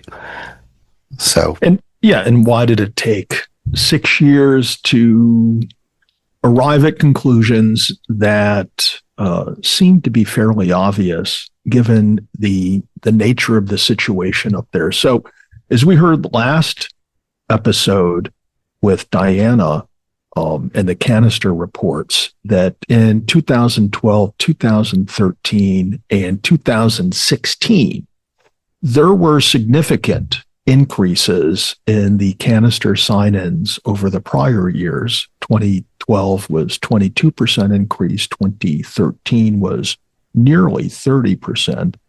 In 2016, the increase was 33.6% per the data that the Catskill 3500 Club provided the DEC. And Diana pointed out that those trends tracked the increase in popularity of Instagram and social media posting. And along with that, the proliferation of these informal trails on the high peaks. Yet it wasn't until 3 years later, 2019, that the DEC initiated its formal study, and then now 6 years later has a draft. And during that period of time, there's just been substantial increases in the use of these summits. So roll on. Well, Stosh. the use, yes, that 2021 saw a significant increase, and we've seen a gradual decrease since then. But still, the damage has been done, and I mean, they started doing this. But we have some information of why did they start this in 2019. Once again, the DEC documented baseline trail networks by 2022. These have been I wouldn't say engulfed, entrenched significantly, especially on certain peaks. Once again, you get high on these summits, you get into the balsam forest and boreal forest, and the padding starts to get a little bit wear and tear. Everybody goes one way, everybody goes the other way. You start getting what they call a herd path. So this big question, why the study? Informal trails are hurting fragile, high elevation environments, causing erosion, soil compaction, lost native vegetation, forest fragmentation, harming wildlife. This is the controversial thing, especially ground nesting migratory birds. And they have several of those, but Tad, you have some data, and so do I as well. Yeah, we'll point out later on that in the DEC's draft visitor unit management plan, that they set their sights on and cast blame on a certain segment, a particular segment of the Catskill hiking community, which I think is inherently unfair on their part. Hence, when I scanned through their draft report the second time I started pulling things out that struck me as unsupportable or questionable, particularly if you're going to single out some hikers, I think unfairly, then I get to criticize you a little bit more than I otherwise would. So they, in their report, point out that there's been a decline in the number of montane birds on these 16 or 17 mountaintops that have no formal trail. And apparently the data that they rely on comes from several sources, but one of them is a study which the DEC supported in the Catskills, and I forget what year it was, 2022 or 2024, where, as I understand it, just a few days, 4 or 5 days, they had 2 groups or maybe 4 groups on 2 mountains to do bird counts.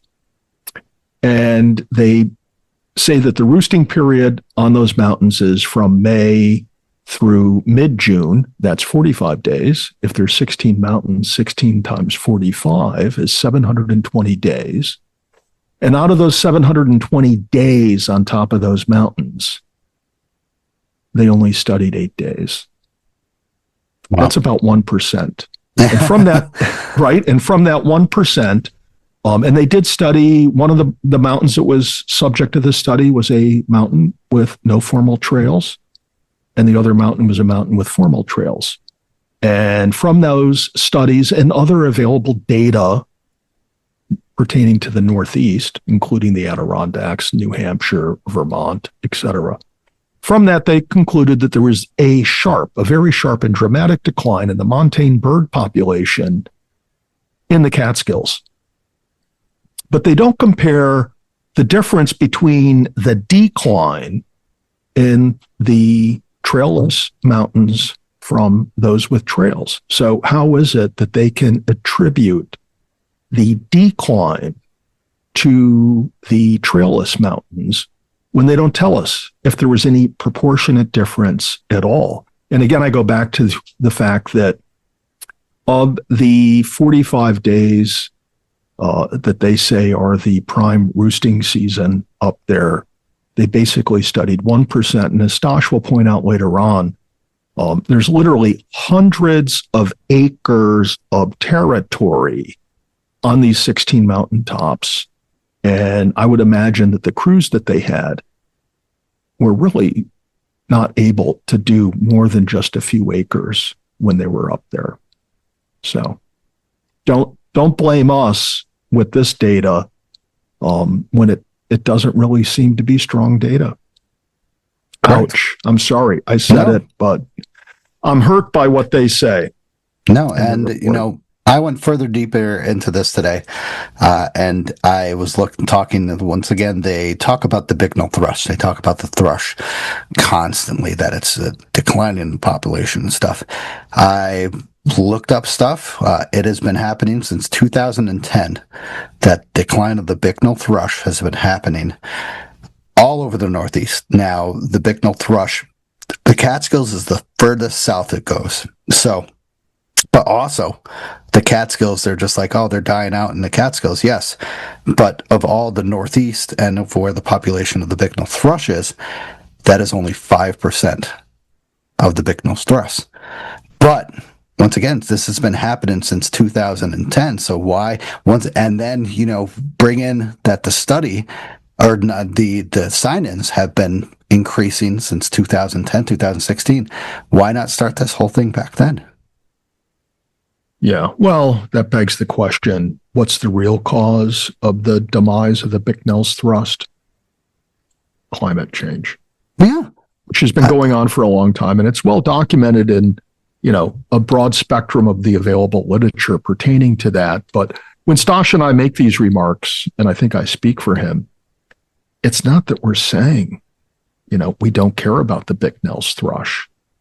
We're saying, don't blame hikers on the demise of the Bicknell's thrush or the decrease in their population. Because I didn't find in their studies what they published and made available a correlation related to hiking. True. I'm just putting that out there, is my opinion. No, good start to our opinion. That's what this podcast is for. This is why, not that I've been offered, but if anybody offers me, or offers us, to go onto a certain thing, I'll be like, hell no, that means I can't do my opinion. Fuck that. So, DEC multi-years visitor use data, including 2019 onward trail mapping, shows that these areas are being loved too hard. There's reasons why. There are more than just 3,500 Club doing the challenge all over. So the 3,500 Club has one challenge plus the Winter 35. Catskill Mountain Club says all trails, 4 seasons, 420 grid. And then Hikers Anonymous has 15 different challenges, including the grid. So one big thing that the DEC does in this is kind of point out these challenges. And it feels like they're blaming these groups for what has happened. And that's, me being That's you being very diplomat when you say it feels like they're blaming. Okay. They are. They really are. You're right. Sorry. And I'm going to say that is, I'm me being a person that, did that's what got my interest in the Catskills and stuff like that. And then, I kind of felt early in my time of the Catskills that I was like, hey, stay off of my mountains and somewhat. And now I'm just like, all right, so the damage has already been done. So go ahead and do your hikes, have fun, do whatever the fuck you want. Yeah, well, I have 2 points to that. Number one is when you say the damage has already been done, what in fact is occurring is we've gone from in my observations, we've gone from a state where there was a lot of braiding and a lot of fragmentation of the summit forest area. And then over time, certain informal trails have become the predominantly used informal trail for that particular mountain. And the other ones have started to get reabsorbed, maybe not completely and maybe not as they were before, owing to a variety of factors on the one hand. But on the other hand, many of these informal trails are no longer used. And I've seen it, as I said, in my personal hiking experience up there doing the grid. And then now what? Stosh has been maybe too diplomatic in commenting on is how the DEC singles out and points at sites at hiking in the Catskills. And so what they say, I'm going to read right from the draft report. Okay. So you, the listener, draw your own conclusion. Is the DEC blaming hikers or not? So it says, quote, however, on the formerly trailless peaks, the impacts from these challenges, which it's referring to things like the grid, single seasons, etc., the impacts from these challenges are dispersed across the landscape because of the lack of formal trail infrastructure.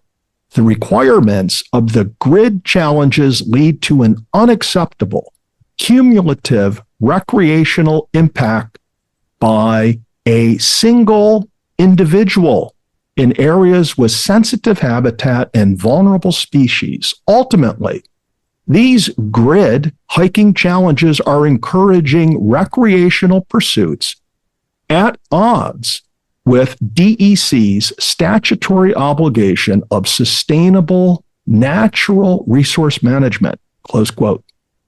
So I think the DEC is singling out grid hikers and hikers that engage in these other challenges, which last night I pointed out in the deleted or not saved episode of this recording, that really these challenges should be considered as projects and not necessarily challenges.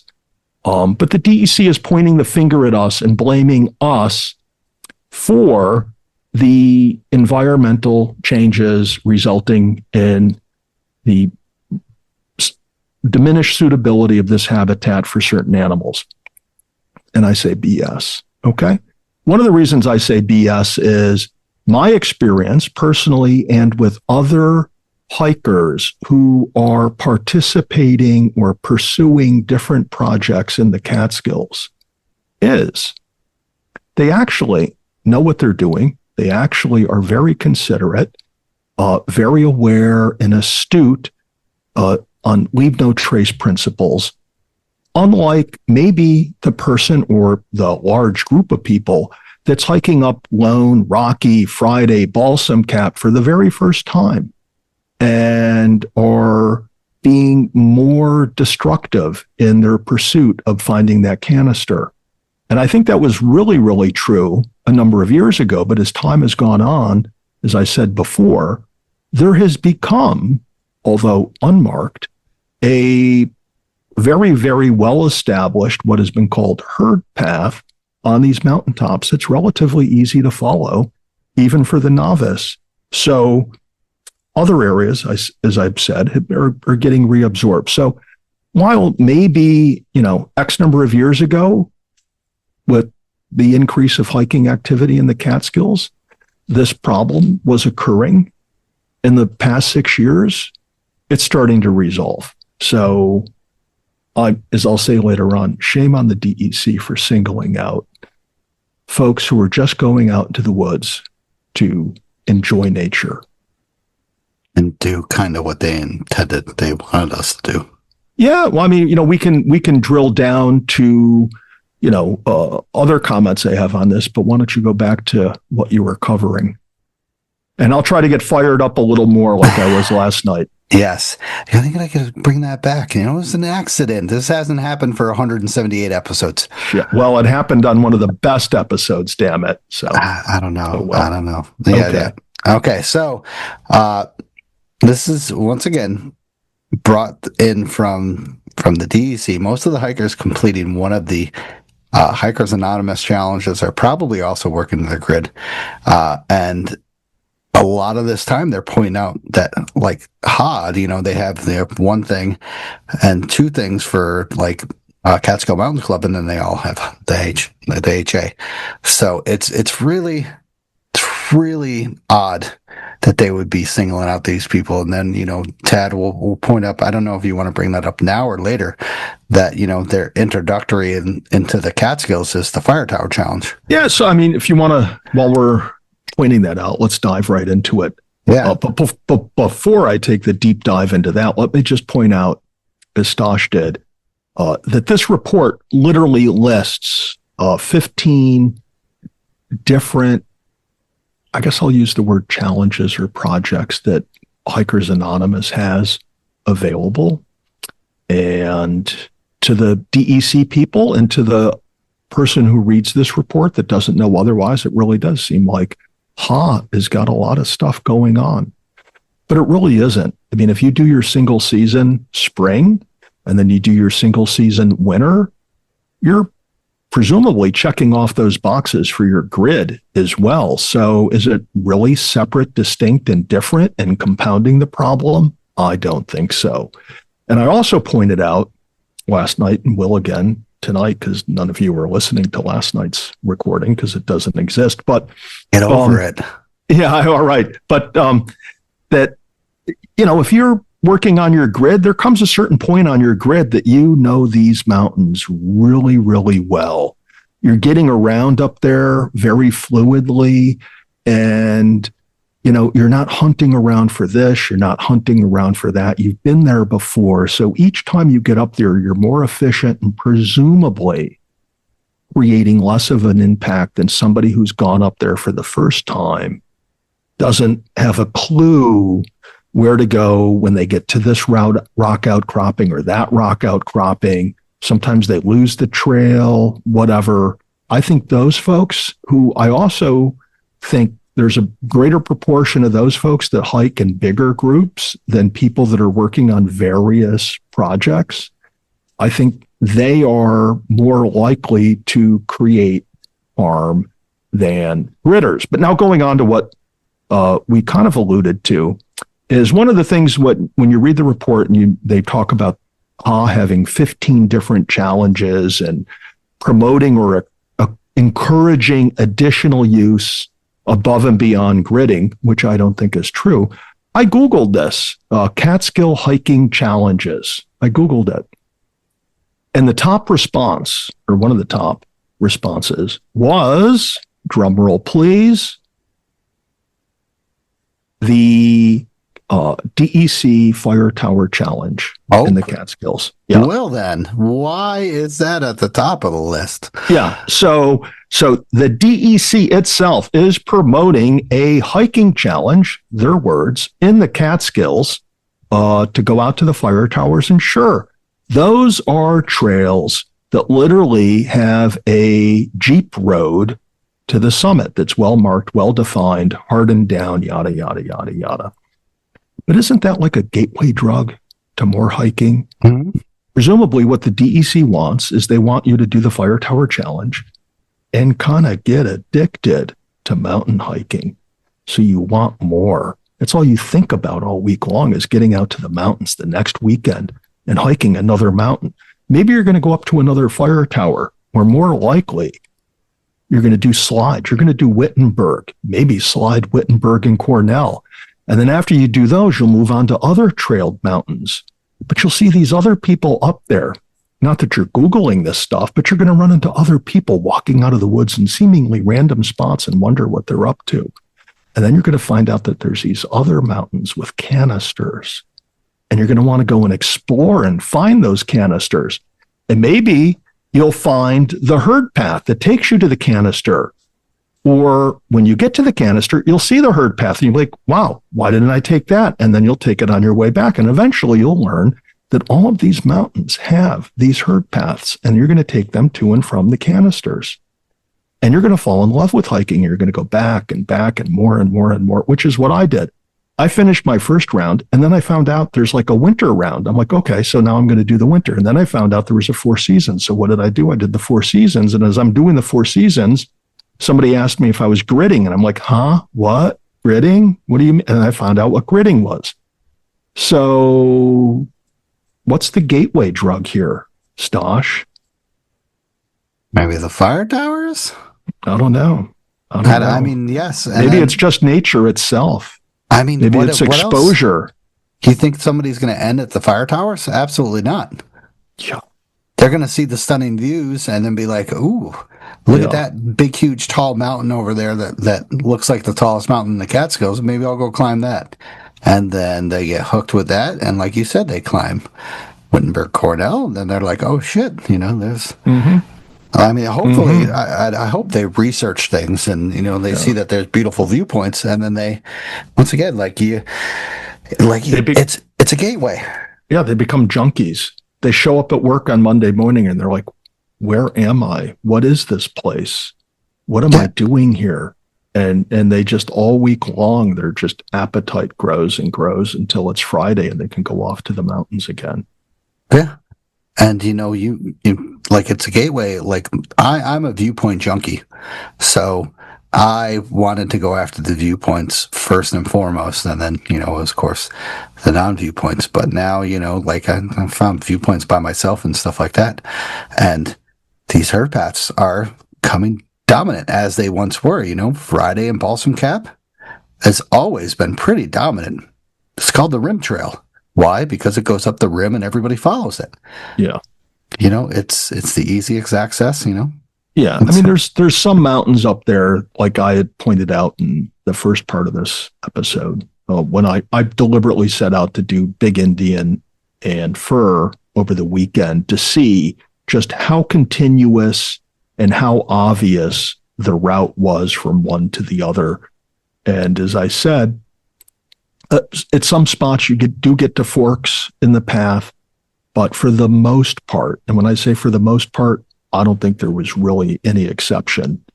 Those forks, the alternative is really fading away, and there's just a single predominant way that takes you from one Big Indian to Fur or vice versa. And marking it obviously would be beneficial in the fall or the winter, but is it necessary? Somebody who hikes the grid like I do, you can, in the winter, you can see where the trail is. You look at the trees, you look at other things. There's things that tell you this is the way that people go.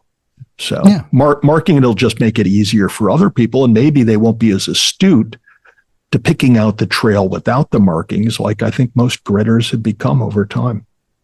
Yeah. And once again, gateway brings you in. Yeah. Yeah. So, so they also did these observations and then they prioritized what is the areas that need the most monitoring and maintenance and stuff like that. So the lowest priorities, Fly, Bear Pen, of course, Southwest Hunter, Eagle. Don't know why the freaking hell Eagle's on there at all. But of course, Fly has one up, one down. Like, I mean, I gotta admit, it's not the greatest trail, but it's one up, one down. Bear Pen, 2 ways up. You go up from the cabin, or you go up from Heisinger Road, and that's it. I mean, you could go from Round Top, but very few people choose that because it adds another like 2 or 3 miles. So nobody wants to do that. I mean, I do. Say like one or single 2. Medium priority, Rusk, Hawkett. Hawkett, yes, Rusk has kind of like one trail going up the rim all the way up the top, or from East Rusk, which is one of the best hikes in the Catskills. Yeah. But Hawkett, it could be a mess. That one last part up to the summit is so steep that, unless you switch back it several times, it's always going to be a mess. It's just going to be shitty. Well, I think both with Rusk and Hawkett, true. The steepness and the fact that most of the herd paths traditionally to either have been straight shots, there's a lot of erosion that causes. And so it does make sense to have a more, we'll call it engineered or thought out path that has a couple switchbacks thrown in. And while it doesn't necessarily make this list because it's not over 3,500 feet, East Rusk is truly a gem. Over time, there has been a lot of different herd paths that are either fragmented going over it, not continuous, or, there's, I call them lanes. They're just different lanes going through different areas. And there's been some level of consolidation that I saw when I was last up there this spring. And it would benefit from marking, but it's a great hike, whether you're on the herd path or coming at it and not on the herd path. So let's hear about the highest priorities. Yes. So high priorities, Big Indian for South Double Top. This is over in the Big Indian Wilderness. To be honest, like you said, Big Indian and fur, I wouldn't say South Double Top is a mess. Well, it's on the one hand, it's a mess. On the other hand, it's fairly new. Well, it's fairly new, but I also see that, there's becoming an established route, particularly in the stretch from Big Indian to South Double Top. There's becoming an established way over. And the thing to do now before you get, braiding or meandering or whatever occurring, go out and mark it. Yeah. And my suggestion is you speak to the prolific gritters who know these mountains and these areas like the back of their hand. And they're the ones that can tell you the best way to go from point A to point B. Particularly given different seasonal variations, they can go over what are the best routes and the most interesting routes. And there's a way to go to South Double Top from Big Indian, which I think is really, really interesting. Takes you through some great rock outcroppings and features. And then there's a way to go over there that's kind of ho-hum.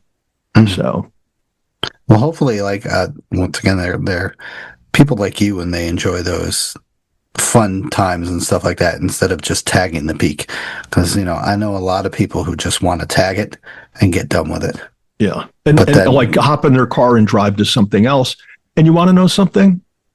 I'm okay with that as long as when you're out there doing it, whether you do, 5 different hikes one day or you're just doing one big hike or one small hike, as long as you're being conscientious when you're out there, I'm fine with it. Because I see hikers out there, whether I see them in person, I know of them, I message with them on Instagram.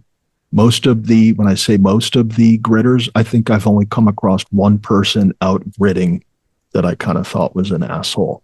But everyone else has been really cool and really hip and know what they're doing, and they seem to acquire more and more knowledge as time goes on. So hike more, learn more, be happy. Or hike more, and then you should give the DEC should take your information. So yeah. So that's Big Indian. So we have Slide, which of course is Lone, Rocky, Balsam Cut, Friday. I gotta admit, Lone, going from Lone to Rocky does need some work. Balsam Cap doesn't really need some work. Friday definitely kind of sucks when you're going up the informal trails, the herd paths, going up from I call it the boob trail. So the boob tree.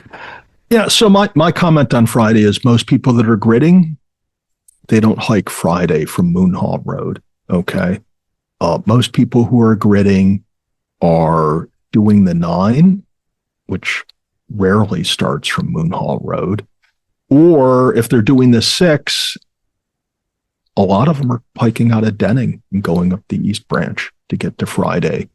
But whether you're hiking up Friday from the East Branch, you're getting to and from Friday on the Dink, or you're coming up Moon Hall, my thoughts are, if you were to ask me, what's the best way to route a trail up Friday? There should be a way, obviously, going from Friday to Balsam Cap, but the trail coming up from Moon Hall should, after Ralph's Ramp, it should head over towards the Dink and wrap around that side of Friday. Oh, interesting. Where people coming over the Dink can join up with that trail, and then you just have one way from that side. I guess it would be the north side of Friday, going up Friday, to minimize people having to go up and down what has now become the highly eroded face of Rocky, with all the chutes and the rock outcroppings. It really gets torn up there, and it's presumably going to be hard to manage any trail through there. And then it's always susceptible to blowdown going through there. So a couple times I've done what I just said, is if I come in from Moon Hall I'll just go around towards the Dink and then head up Friday. Although it does get pretty thick going up Friday that way. The whole point is to have some type of a, established way to get through there. And while I'm on this side of the area of the Catskills, way back when you would cross over the Dink, it would take quite a while because it would be really, really tight with a lot of branches still on the trees. And now it's just fully blown out and you can really fly through there. And that's because a ton of people, go over the Dink. And my criticism is DEC, or one of my criticisms is the DEC should have seen back in the early 2013, 14, 15, what was going on. And they should have gotten out there and done some trail marking, gotten the consolidation happening, 10, 15 years earlier than it is now. React, Yeah. Attack and then react. That's what I say. Well, this is what happens when you point the finger at my fellow hikers. True. Let's see, everybody's equal in my book. So, Hunter Westkill, Cheryl and North Dome. I gotta admit, going from Cheryl to North Dome is a clusterfuck because it's just a muddy mess. So anybody tries to avoid the mud whatsoever in the call will go around and then stuff, and it just creates an area. But going from Shaft Road, there's kind of like a distinct path, I would say, going all the way up to Cheryl. Somewhat, it kind of branches out here and there. But once again, you mark these trails. The people will do it themselves, and they will, Yeah, well, that's what's happened. Yeah. There's been enough hiker traffic going through there that a preferred or established route is formed, and it's just lacking some level of trail markage along the way. And then the problem is, I think one of the real problems is that because these paths were not thought out in advance, it's just hiker traffic, that there's presumably better ways to get through there that are maybe more enjoyable and less of an impact on the terrain. And that's what the DEC really should do, instead of pointing the finger at the gritters and blaming them on what the DEC perceives has occurred up there, is sit down with the gritters, talk to them about it, and figure out the best way to do it. Because the hiking community, the people that go up there a lot, hike these mountains a lot different than people that are going up there, maybe just once or two times, and just, I'm setting out to do Friday and Balsam Cap. And so you're going to do it from Moonhaw, presumably, whereas somebody else is going to try to click off Friday, Balsam Cap, Alone and Rocky, or do the 6. So whatever trail they put there, like I said, if you're going to do Friday, have the trail wrap around towards the Dink, so you'll pick up more of that traffic and have fewer informal trails going up Friday. Right. You seem to be stuck on Friday and Balsam Cap. That's your area. Because you could really do a deep dive on what's happened between Friday and Balsam Cap, to a lesser extent between Balsam Cap and Rocky. Although I think we saw years ago a lot of this braiding and fragmentation between Lone and Rocky. My impression is that's somewhat subsiding and the trail is consolidating. But there's a lot they can do up there. But you can spend the next 5 years studying it while whatever is occurring up there is occurring, or you can sit down with, like I said, people that hike up there all the time, and you guys can figure this out within a year and start marking stuff. Yeah. And everybody will be happy. Correct. Now, the last is Catskill Wild Forest. Catskill High Peak is another area of high priority. And, I got to admit, going up that south access is fun as fuck. And I don't think it needs it just needs to be maintained and marked. The north access is I think the snowmobile trail is the freaking problem, because it could be a 1-lane highway, but it's not. It's like an 8-lane highway because nobody wants to get in the mud. There's freaking nettles everywhere. It's kind of, to me, that's the more high priority. But going up the north, I think some of these places like Catskill High Peak has this high priority, because in the winter, that north area kind of sucks, and it becomes, I mean, if you follow it like everybody else does in the winter, it will get kind of like sketchy and stuff like that. But if you go other places, it doesn't get sketchy, especially like that ice just flows right down through that area. But you go any other place, just nice snowshoe. Yeah, well, any gritter will tell you what to expect when you go up there. I've hit it from all directions and all seasons multiple times. And, I generally am following the weather conditions and have a reasonably good handle on what to expect. What is somewhat unique about Catskill High Peak relative to these other ones is the recent addition of Round Top to, a hiker's list. And so folks have tried to do the connection between Round Top and Catskill High Peak, which resulted in, starting in the year, 2020 or 2021, the, formation of these informal paths or trails, and eventually them getting consolidated. And Stosh, when you and I hiked it this past winter, I saw that as we were approaching Catskill, the trail did take a sharp bend to the left, to the north, and then converge with the trail that comes up the north side of that mountain. Whereas other times I've come through there, and the established way at that time made a more direct approach heading into it from the east, or from the west going east. But it's one of these things is, maybe it's the DEC needs to get more people out there either hiking these trails for them or reporting back to them what's going on, so they can take into account where they need to pay attention and consider marking the trail. Yeah. And, the one question I have is, when was the last time they were up there? Because the last 2 years, we have had very low amounts of snow and a lot of ice. So, I mean, a lot of people are going to choose those days when there's, you're new and you don't want to deal with the snow because you don't have the snowshoes. So, like, they're going to trample on that somewhat herd path that they see and create more of a problem.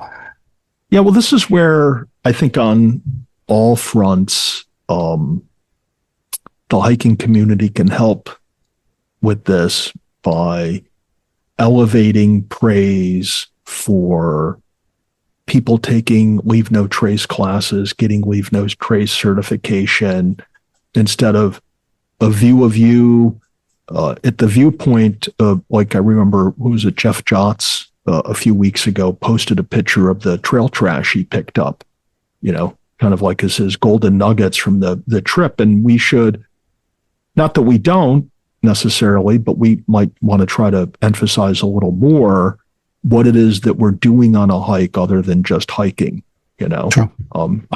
I this past weekend on my little excursion, I pulled a lot of small blowdown out of the way so people didn't have to walk around it, which then, commences the formation of a new branch on the trail. So, but I think, like I said, when I run into fellow hikers out there, I think they're all doing it. We're just not broadcasting it. And the DEC, in my opinion, really doesn't know exactly what's going on up there. They just look at Strava, which has a lot of old data that makes it appear different than it is. That is a triggered. I understand. And once again, that we have social media, once again, is a double-edged sword.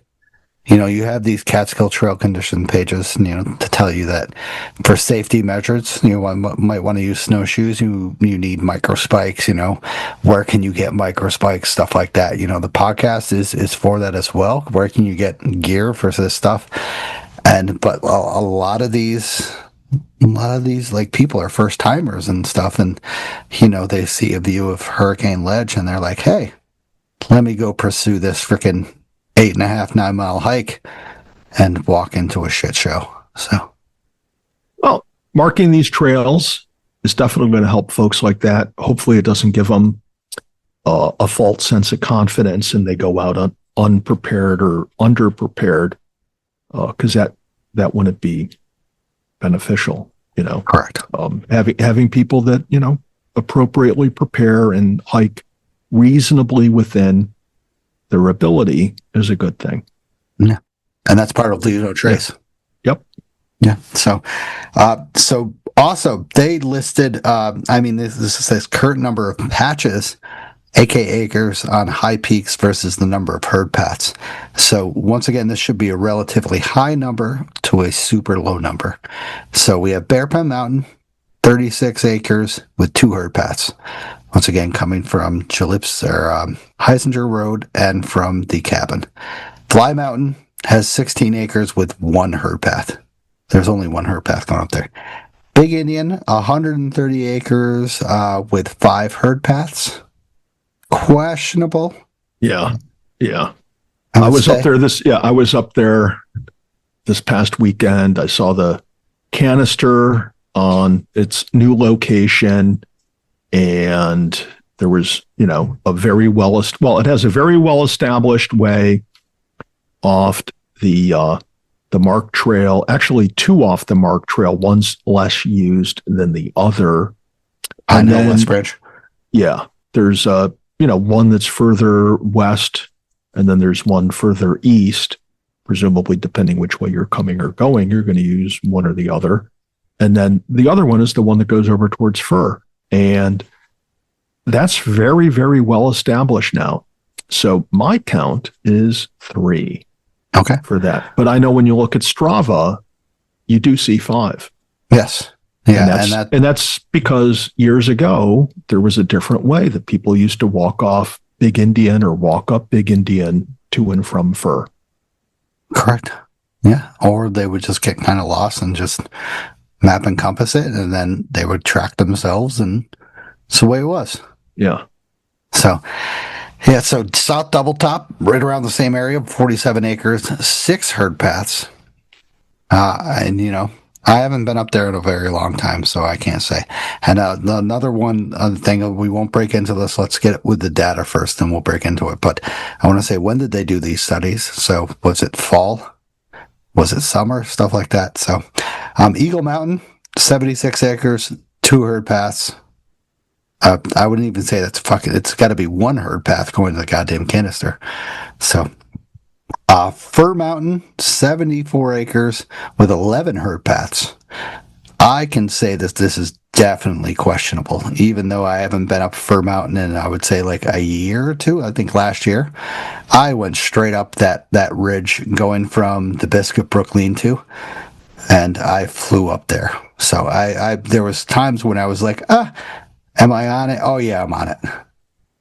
Yeah. Well, years ago, there were multiple paths that went to and from Fur towards Big Indian.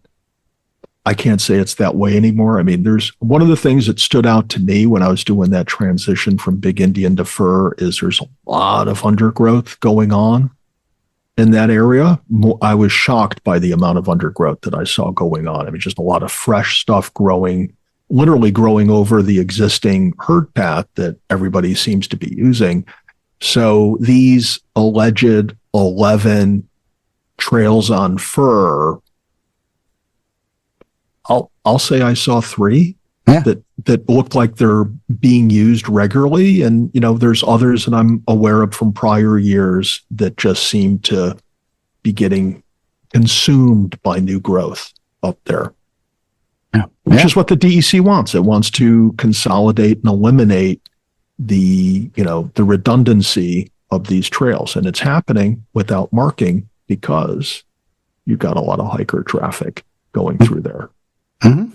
The Yeah. same people that they're shaming for hiking up there. Gee, that's quite. All right. So Hawkett, 60 acres with 8 herd paths. Questionable, I would say. There's a lot towards I call it the brain of the mountain. It's the top of the mountain where there are a lot of herd paths. But I can't say that it's, most of the people follow 2 paths. That's one going to the left, up to the hardcore face of the Hawkett, and then there's one going to the right that goes through the goddamn nettle fields galore, and then you get to the call of Sleeping Lion and Hawkett, and then you just follow it up there. Yeah. Well, Hawkett's has got a number of herd paths. Some are falling out of use, and in my view, it's kind of an underrated mountain. The best ways to hike it are those that people seldom go, and I won't mention those out of respect to minimize herd paths. But yeah, it'll be interesting to see what they do over there, because the one of the best parts about hiking Hawkett is your first 200 feet of vertical gain from the parking lot, right? Maybe I'll say 150 feet, that whole area, whether you're going to go through the Rockstone area, you're going to go up the waterfalls. Sometimes I like to head further south and then bang a right and go up through the Hemlock Grove. The Hemlocks. Yeah. So there's a lot of different interesting ways. And this is where if the DEC sat down and talked to somebody who's hiked or a group of people that have hiked Hawkett quite a few times in the last 2 years, they could agree upon a really cool way to get up Hawkett. I mean, some of these streams that come off of Hawkett, man, they have some great waterfalls on them, but most people don't see them because they don't get over that way. So that's, there's a lot of things to consider there. But then again, if you're going to go near those streams this time of year, you better have your armored hiking pants on, because you will be eaten alive by the nettles. Oh yeah, that's it should be renamed to Nettle Mountain, because that's I'm not saying one of the worst. It is the worst. That and Cheryl, the lower part of Cheryl.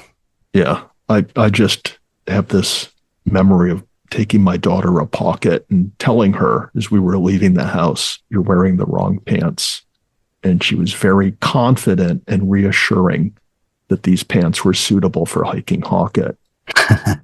and not that much later in the day, I have this photo of her in complete misery halfway through a nettle field. Yeah, that's the way it is up Hawkett. Yeah. That's the bitch. Yeah, that's Hawkett. Yeah. So Cheryl, 23 acres with 7 herd paths. Yeah. North Dome, 70 acres with 13 herd paths. I yes and no. Once again, it all questions where you're coming from. You're coming from Devil's Path. Yeah, there's quite a considerable amount of herd paths, but if you study these areas 4, 5, 6 times within a certain time, number one, you're kind of creating those herd paths as well.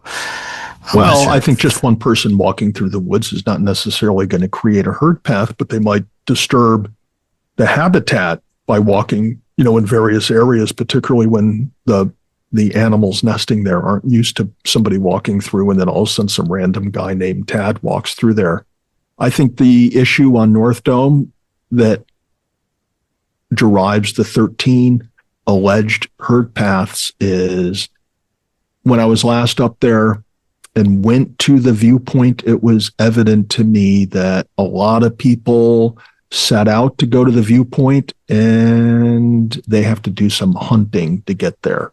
Okay. And maybe over time, it's the path over there has become more well established, but I've seen that progression from, you want to go to the viewpoint, you have to earn it, to, the semblance of a trail forming, and then multiple trails. But then, then we see the the area is starting to get grown in again, and there's, I can see one established way to get over there. So moving on from North Dome to the southwest.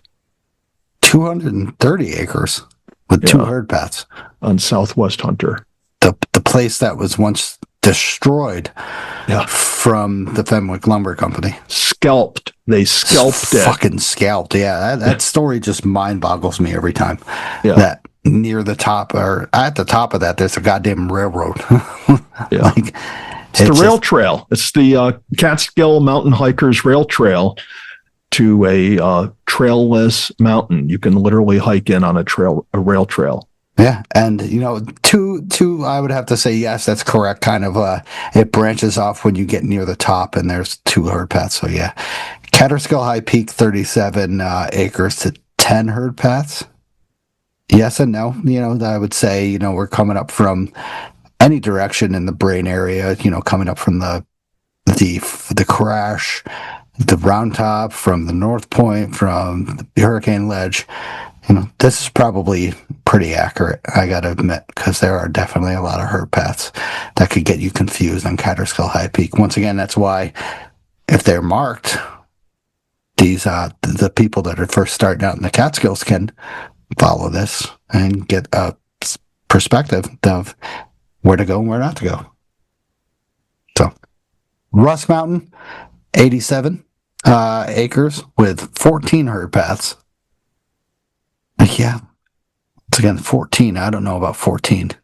Cut that in half, maybe. Yeah, I just go back to, there has been fragmentation up there over time.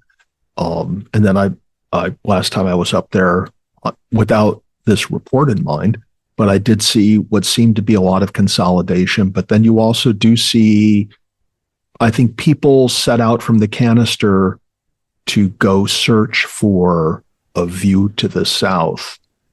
Yep. And they give up.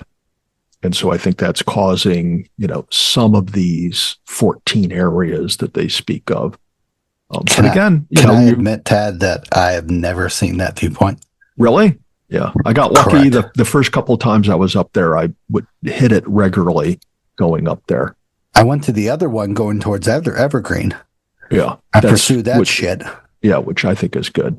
Yes, but it's also a view. I remember that viewpoint distinctly because once I got up on the rock and was, looking out over Westkill Brewery, I then looked where I would have to step down and I saw the snakes, and there was a bunch of snakes there. Oh, nice. Yeah. Huh? So I reminded them that there's no hiking on trailless summits, and they scattered.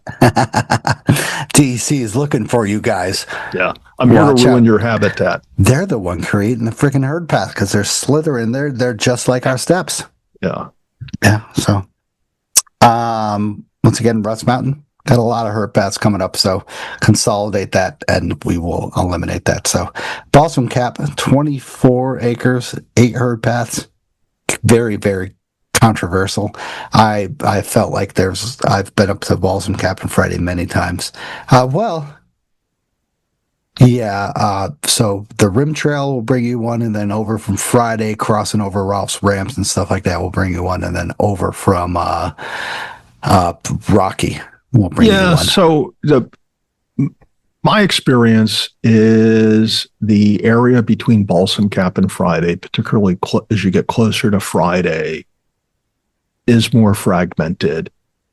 At least a few years ago, last time, and I tend to hike Lone, Rocky, Friday, Balsam Cap quite a bit. And I think in the past 2 years, 18 months, there's been more trail formation between the two than previously, but there's just been also a lot of traffic through there. So a lot of branches got broken off the trees. The ground got beaten down quite a bit. And presumably in 2022, had the DEC gone up there with some people that hike those mountains a lot and picked out the preferred route, a lot of that could have been avoided. Mm-hmm. So, and that section between Balsam Cap and Friday is special. It's just it's great. Yeah, that's one of the reasons why I hike that route a lot. I almost did it this past weekend. If I wasn't going to do Friday and Fur or Big Indian and Fur, I really wanted to hike up the East Branch because I got an early enough start. It was going to be a nice enough day.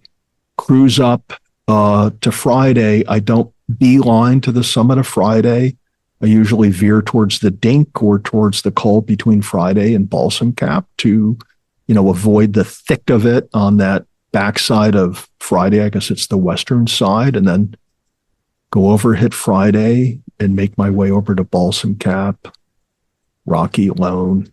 I think that's one of the Catskill 4, I guess we can call it, is one of my favorites. Yeah, so agreed. So moving on, right next door is Friday Mountain, 45 acres with 14 herd paths. Friday, I think the problem with Friday is everyone expects the canister, at least their first or second time up there, usually their first, they think the canister is going to be more in the center of the mountain. And that's where they go. And then they hunt around forever to find the canister. Right. And then here and back.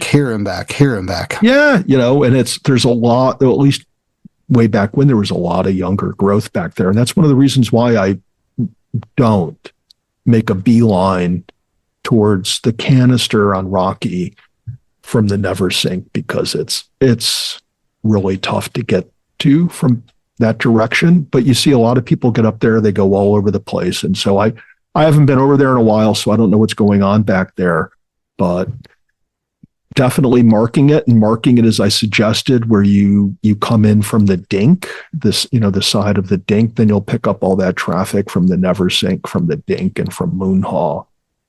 But you still have to go through Ralph's Ramp if you're coming up from Moonhaw. True. Don't necessarily have to, but it's a good idea that you do. Yeah. Lone Mountain, 61 acres, the 15 herd paths and formal trails. Yeah, pretty much. And then Rocky Mountain, 18 acres with 21 herd paths. The one thing that I don't understand is the small amount of Rocky, of the acres of. Yeah, so it seems like that's way bigger, though. Rocky just seems like a whole balsam forest around the whole freaking thing. Yeah, it's pretty continuous between Lone and Rocky. But 21 herd paths, and somewhat with the person been there in the past couple of years, I can agree that it is a absolute clusterfuck going from Lone to Rocky, unless you know the exact route. There's a guy that I know called Rob. His name is Rob. He calls it the Goldilocks route. So yeah, so I've been one time. I went through the center of the col. It was the winter. I was with a group of other fellows. One of them was finishing up his grid. And the only reason we went that way is because somebody had busted out the trail ahead of us. And so we just followed their tracks. But I'll have to say it was through all pretty much fresh and thick growth. Other than the track being broken out, it wasn't worth going that way. I typically, when I go from Lone to Rocky, I dip down to the north towards Sly and just follow along the upper edge of that hardwood forest and avoid the firs altogether until I have to make that cut and climb back up Rocky. It works really well for me. But it's so much fun going through all that thickness. But it's I know a guy. I know a guy going through that thickness took one in the eye. Yes, true. Same actually. Yeah.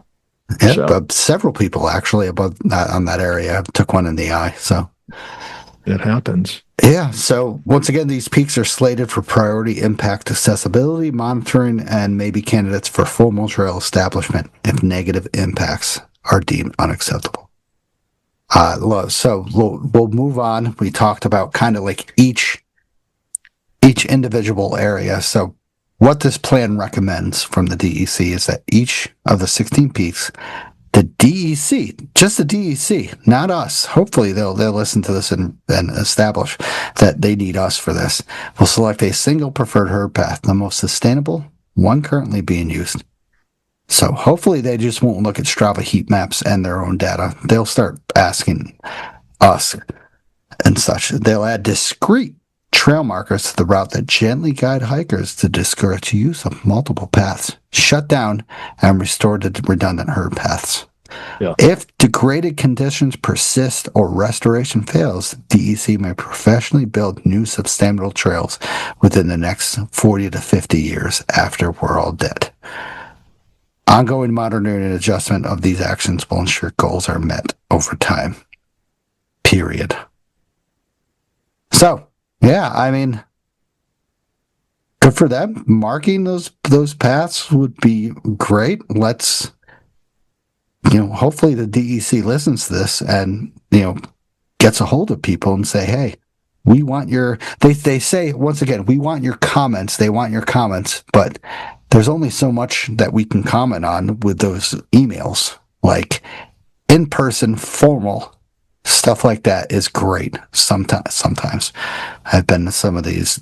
We see this on a local level with a lot of other things where the local government will form a committee which consists of a few elected people, maybe some technical consultants, paid people, and then members of the community to get directly their input. And this represents an instance where the DEC would seem to really, really benefit from having a committee, and whether it's just one committee that covers all of these or a committee for each area or a committee that's based upon the magnitude of impacts that they want to address, which you go over the low priority, medium, and highest. However they do it, they should have a DEC person, presumably with technical experience, but they ought to have 3 or 4 people on the committee and go out into the field with those people. And those people can show the DEC where the trail should be. And in some instances, the trail should be where it is now. In other instances, some rerouting is appropriate. And why wait another 4 or 5 years to do that? Because to the extent you're talking about 1,000 Bicknell thrushes or 5,000 Bicknell thrushes or 100, their habitat is what it is, and they shouldn't be forced to wait another 2, 3, 4, 5 years before some level of action is undertaken. So in the near term, our listeners and other hikers can become more aware that this is a habitat for a species that's getting pushed out of the area on the one hand, and on the other hand, hopefully the DEC, instead of singling us out and blaming us for just wanting to hike in the mountains, they can sit down with us and then go out into the field with us and come up with a solution that works for everyone, DEC, hikers, and the animals that live there. Yeah, correct. I would go over, they kind of listed a bunch of kind of like examples as well. So this is example for going up Sherrill. Mark a preferred route from the Shaft Road parking area to Devil's Path, which is from, once again, Sherrill all the way to North Dome, down to the Devil's Path, to consolidate the informal trail network to the single corridor to reduce the aggregate area of disturbance on the summit. At this time, the Devil's Path will not be extended to align the preferred route, even though everybody's going to start doing that. Designating preferred route is seen as an interim management strategy rather than a long-term one. The desired conditions for Zone 1 and Zone 2 must be reached before co-aligning the Devil's Path with the preferred route, however, Sherrill and considered. Once again, they're going to install a formal kiosk at Shaft Road, which I got to admit, Shaft Road has one of the biggest parking areas in the goddamn Catskills. Right? You can fit like 50 cars in that freaking thing, but you can only fit 20 cars up at Panther. But yes. Good point. Yeah, it's just silent. That's the one thing I go in. When I went into Sherrill my first time, I was like, this is the parking area? Holy shit. Mm-hmm. Like, you can fit like 8 Mack trucks. This is not a parking area. This is a rest area. This is a rest stop. And that's a good place to car camp if you're going to car camp. Yeah, they ain't gonna check up there. So yeah. So once again, So, but let's just take that as an example. So they do this route through there, and what if that one cool rock feature that everybody takes a photo of, the kind of like angular big rock that's broken off of the other rocks, right? What if they don't route the trail through there? Yeah. Okay. That's boring. It's going to be boring. Because it has a steep drop into it. And so what if their attitude is, nope, we don't want to take people there because of this reason, that reason, whatnot? What's going to end up happening? Is it going to be forgotten about for a few years and then rediscovered, and people then starting to form a informal, unmarked trail over there, right? What if, and then right in that whole area, there's a lot of other neat features throughout there. If they talk to me, I'd say, yeah, and then have the trail go this way and pick up this stuff and then head over towards Cheryl, have people check that out, because eventually they'll find it and then they start walking around over there. So this is where, going on Strava is maybe not going to be the best resource for them to use. Mm-hmm. Boots, I think they say boots on the ground. Yeah, exactly. Pun intended. Yeah, definitely pun intended. Once again, the DEC only has certain many people that they hire for this. Why not get volunteers that you hike with and to get people that know the area? And why don't we talk about this now? Because what comes with marked trails, formal or informal? Maintenance. Yeah. Right. You can have marked trails that everybody's following until that tree blows down, and then people go around it. And what are you going to do? Move the markings or move the tree? Okay. Correct. And who's going to be up there to see that the tree's fallen down and that something needs to be done about it? It's going to be your person who's out there all the time gridding is going to pick up on that. So this is where the DEC needs to work with the people that hike up there all the time, because they're the ones that are going to be able to relay the information back to them. And probably more pertinent is the person who, does the 9 all the time is probably the person who's going to want to maintain that section between Lone and Rocky, right? Correct. That they're going to want that to be their signature area. It's not going to be somebody who comes up here, twice a year to hike the fire towers and go home. It's going to be the person who's up here all the time that really loves, that segment between Balsam Cap Friday, the Dink, and the Burroughs, Traverse. They're going to want to maintain that. So the DEC, these people that they're, making outcasts because they love to hike up there, these are the people that they're going to have to rely on to maintain these trails. Correct. You are correct. I'm trying to be more tame than I was last night. Last night I was so fired up. I think I remember you commenting that I was actually sweating. Yeah, you're right. Yeah, you are 100% correct. And, like people who love these areas, like, me with by maintaining the area of Camel's Hump and Thomas Cole, I love that area. I love going back to the area. So you're 100% correct. Yeah, and just remember, this is what the DEC said. The requirements of the grid challenges lead to an unacceptable cumulative recreational impacts by a single individual in areas with sensitive habitat and vulnerable species. Ultimately, these grid hiking challenges are encouraging recreational pursuits at odds with the DEC's statutory obligation of sustainable natural resource management.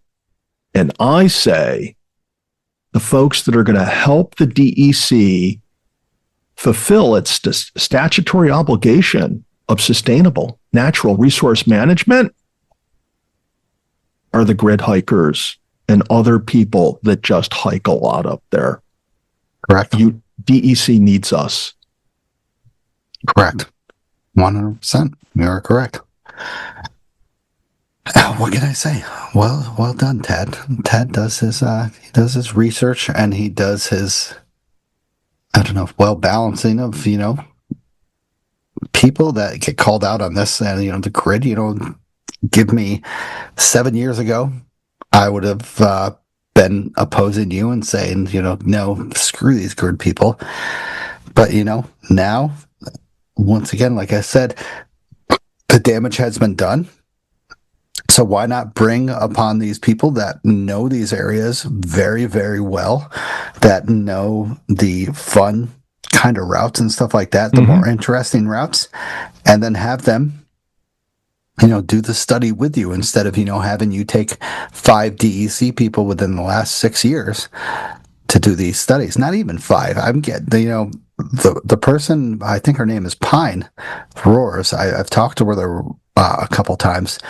She was the one that wrote this up. So one person, 1 or 2 people, come on, that's a little far. That's a little crazy. Yeah. Well, and I don't know how much this person hikes at all. Maybe they hike a lot. Maybe they just stay on trail. Maybe they don't like to go off trail. I don't know. But what I do know is there's a lot of really, really cool people that really know a lot about the woods, the wilderness, and they hike up there a lot, and they give back a lot to the hiking community and to the environment. And the DEC shouldn't stereotype these hikers into a classification that they attribute this, and I'm going to go back up to the words again, the hiking challenges encouraging recreational pursuits at odds with the DEC's statutory obligations. I thought the DEC maintains these wilderness areas, maintains these trails, etc., for us and for future generations, as well as the habitat that's up there. And the fact is, all of this is going to get used, and they ought to take into account how it's being used and who can help them maintain it. Don't alienate us. And I doubt very few of the people that come up to Pikamoose Blue Hole once a year, once every few years, are volunteering to maintain Pikamoose Blue Hole. Okay, but they're doing a lot for them. Or they're ever hiking in the Catskills again. Yeah, they're building a walking path from the parking lot to the Blue Hole. They're paving the parking lot. They're doing this. They're pumping all that money into the Pikamoose Blue Hole, right? Mm-hmm. For some people, not all the people, but some people who come up with, tubes and hibachi grills and boom boxes and whatnot. Education there goes a long way. Education in the mountains goes a long way, but the people that are doing it are typically the hikers. Yeah. They're the ones that make up the Catskill 3500 Club, the Catskill Mountain Club, and Hikers Anonymous. Although we really don't technically know who runs Hikers Anonymous, because he or she or they are anonymous. Correct. Even though they list everybody on there. But they're not by real names. True. What? So, what? Yeah, anybody who fills out their progress report with them, which is very helpful for the person who's working on that project, they use made up names. So some of them coincide with their Insta names, like Beyond Blazes is on that. Okay. Mighty Mischievous is on there. Mixed Nuts. Now, Mixed Nuts doesn't go with Insta, right? But Mixed Nuts is this person's, Hikers Anonymous name. And, that person does a lot of Catskill hiking, but that person also is one of these people that I would not say is part of this thing that the DEC calls the problem. Mm-hmm. And you can go through the list and you can point out there's a lot of people that, if they're like me and they read this, they're going to be highly offended that the DEC seems to be singling them out, or the grid hiker out, as being the cause of the problem. I don't see it. Mm-hmm. Sure. I see that while there was a problem X number of years ago, the frequency of the use by people who know where they're going and aren't wandering aimlessly around are the ones that are bringing about the consolidation now of these fragmented areas and these trails. And without discrete markings, these people, by hiking up there all the time, are in essence maintaining the beaten path. Correct. So, Tad, you've been yapping along. So you wanna you brought this up from Leave No Trace website. Do you wanna state this, because it's kind of like back and forth? It's kind of real. It's for real with what the DEC said. Yeah. So again, if you haven't figured it out already, my peeve is, look, I have nothing against the birds. We can have a long discussion about fake news. Well, about animal rights and the rights of future generations and our obligation to preserve and maintain and yada, yada, yada. We can do that maybe on a hike sometime. But one of the things that really got me after reading some of these passages in here where the DEC basically stereotypes and then shames the grid hiker is I remembered something I read on the Leave No Trace website. And it deals with something that, a lot of people are confronted with when they're at a location and they're conscientious that they'll post a picture from that location, but they don't geotag it. And they won't, when people ask them, oh, gee, where is this? They don't give away the location. So in reference to what the DEC has done in this report, I want to read the following from the Leave No Trace website. And it goes as follows. Shaming is not the answer. Remember that everyone's experience in the outdoors is unique and personal. Online shaming and bullying in the name of Leave No Trace is never endorsed by the Leave No Trace, nor is it an effective long-term tool to influence choices in the outdoors. Instead, spread Leave No Trace awareness by engaging in respectful and meaningful conversations on and offline about protecting the outdoors. So that's what I'm suggesting, is that the DEC sit down, form a committee, get together with people who hike in the Catskills a lot, and then go out in the field and make some choices with them. And I think it'll be the best for everyone. Correct. And once again, like I said before, as a person who years ago opposed to what you're saying, I agree. Let's hear from the people who have the experience out there and that haven't just experienced it 4 or 5 times. Not even in a year, I would say. Or they go by 6 years. Or they look at a Strava heat map. Yeah, it's not 100% accurate. So, but it wasn't as good as yesterday's, but it was still pretty good. Still proud of. I suppose. So I think the big difference is yesterday I had that rather divine Catskill Brewery Devil's Path IPA, which seemed to put some fire in my belly. You should have had that today. Why couldn't you have that today? Because my doctor says I'm not supposed to drink 2 days in a row. It's not good for bushwhacking. Well, I was going to say the DEC also says you shouldn't hike these peaks. Are you going to fucking do that? No, exactly. I'm giving up hiking. Oh, so cool. I don't want to kill the birds. So. Oh, well, good point. Okay. Yeah. I agree. So, Tad, great discussion tonight on the informal trail stuff. Once again, this is just our opinions and such, but hopefully that the DEC will listen to this and take, I would say mostly Tad's consideration into this, with asking people who know these mountains thoroughly to, ask them to for help, because the people that hike these mountains are, once again, the people that are the most experienced. We've done these mountains so many times. So ask us for help. And once again, September 15th is the last time you can submit your public comments, and just do it.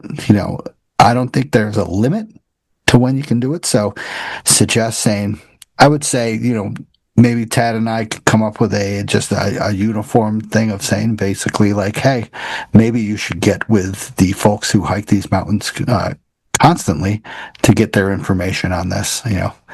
Who knows? So let me know if you need a draft, and I will ask Chat GPT to do me a draft. So September 15th. To your comments, virtual public meeting is scheduled for August 6th, 2025 at 6 p.m. Once again, that's in the show notes. Definitely participate because it's going to be fun. And Tad, I'm gonna try to see if we can do a live back and forth. I don't know if it's possible. I gotta research that. It's going to be tough. Yeah, or maybe they'll make a transcript available and we can read snippets from the transcript, or maybe get some audio snippets from it. But I think it would be a worthwhile exercise to bring what is said on August 6th to our listeners, to keep them informed, because this is something that really hits home with them. Definitely. So, when you were out post-hike Beers and Brights, did you go anywhere? After my hike, I did not. Okay. I did stop at the convenience store in Grahamsville. It's under new ownership, but I think it's had that sign up for over a year now, so I don't know when new ownership becomes ownership. But I swung by there and I got a trusty Diet Coke, ice cold, is my post-hike brew. Nice. Do you hear Dahlia? No, I don't. I hear the laundry machine going. I will say, though, when you're over that way and you're looking for a place to hang out after a hike, there's that Russian mule. Yeah, you mentioned that before. Yeah, which is pretty good. So yeah. When I went to Balsam, I did stop at that Fresh Market, but I didn't stop anywhere else to try to get something. If you're looking for a nice IPA, local IPA, go to that Market Fresh or Fresh Market in Margaretville.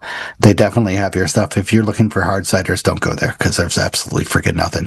So, once again, thank you, Tad, for doing this part 2. Take two. And thank you also to the monthly supporters and the monthly sponsors. Really appreciate it. Thank you to everybody who has donated to the show, and thank you everybody who is still listening. Really appreciate it. Tad, once again, thank you for taking time out of your day to join me on Take 2. So always worthwhile trying to bring our listeners the best and most enjoyable content we can. Hell yeah. Thank you for being dedicated. So have a good night. All right, my friend. See you in the future. See you on the fragmented trail. That is a trigger. Hey everyone, I just want to thank you for listening to the show. If you enjoyed the show, subscribe and throw down a smooth review on Spotify, Apple Podcasts, or any podcast platform that you use. You can also check daily updates of the podcast, hikes, hiking news, and local news on Facebook, Instagram, Twitter, and the official website of the show. Remember this, you gotta just keep on living in the Catskills, man. Livin. Wicked.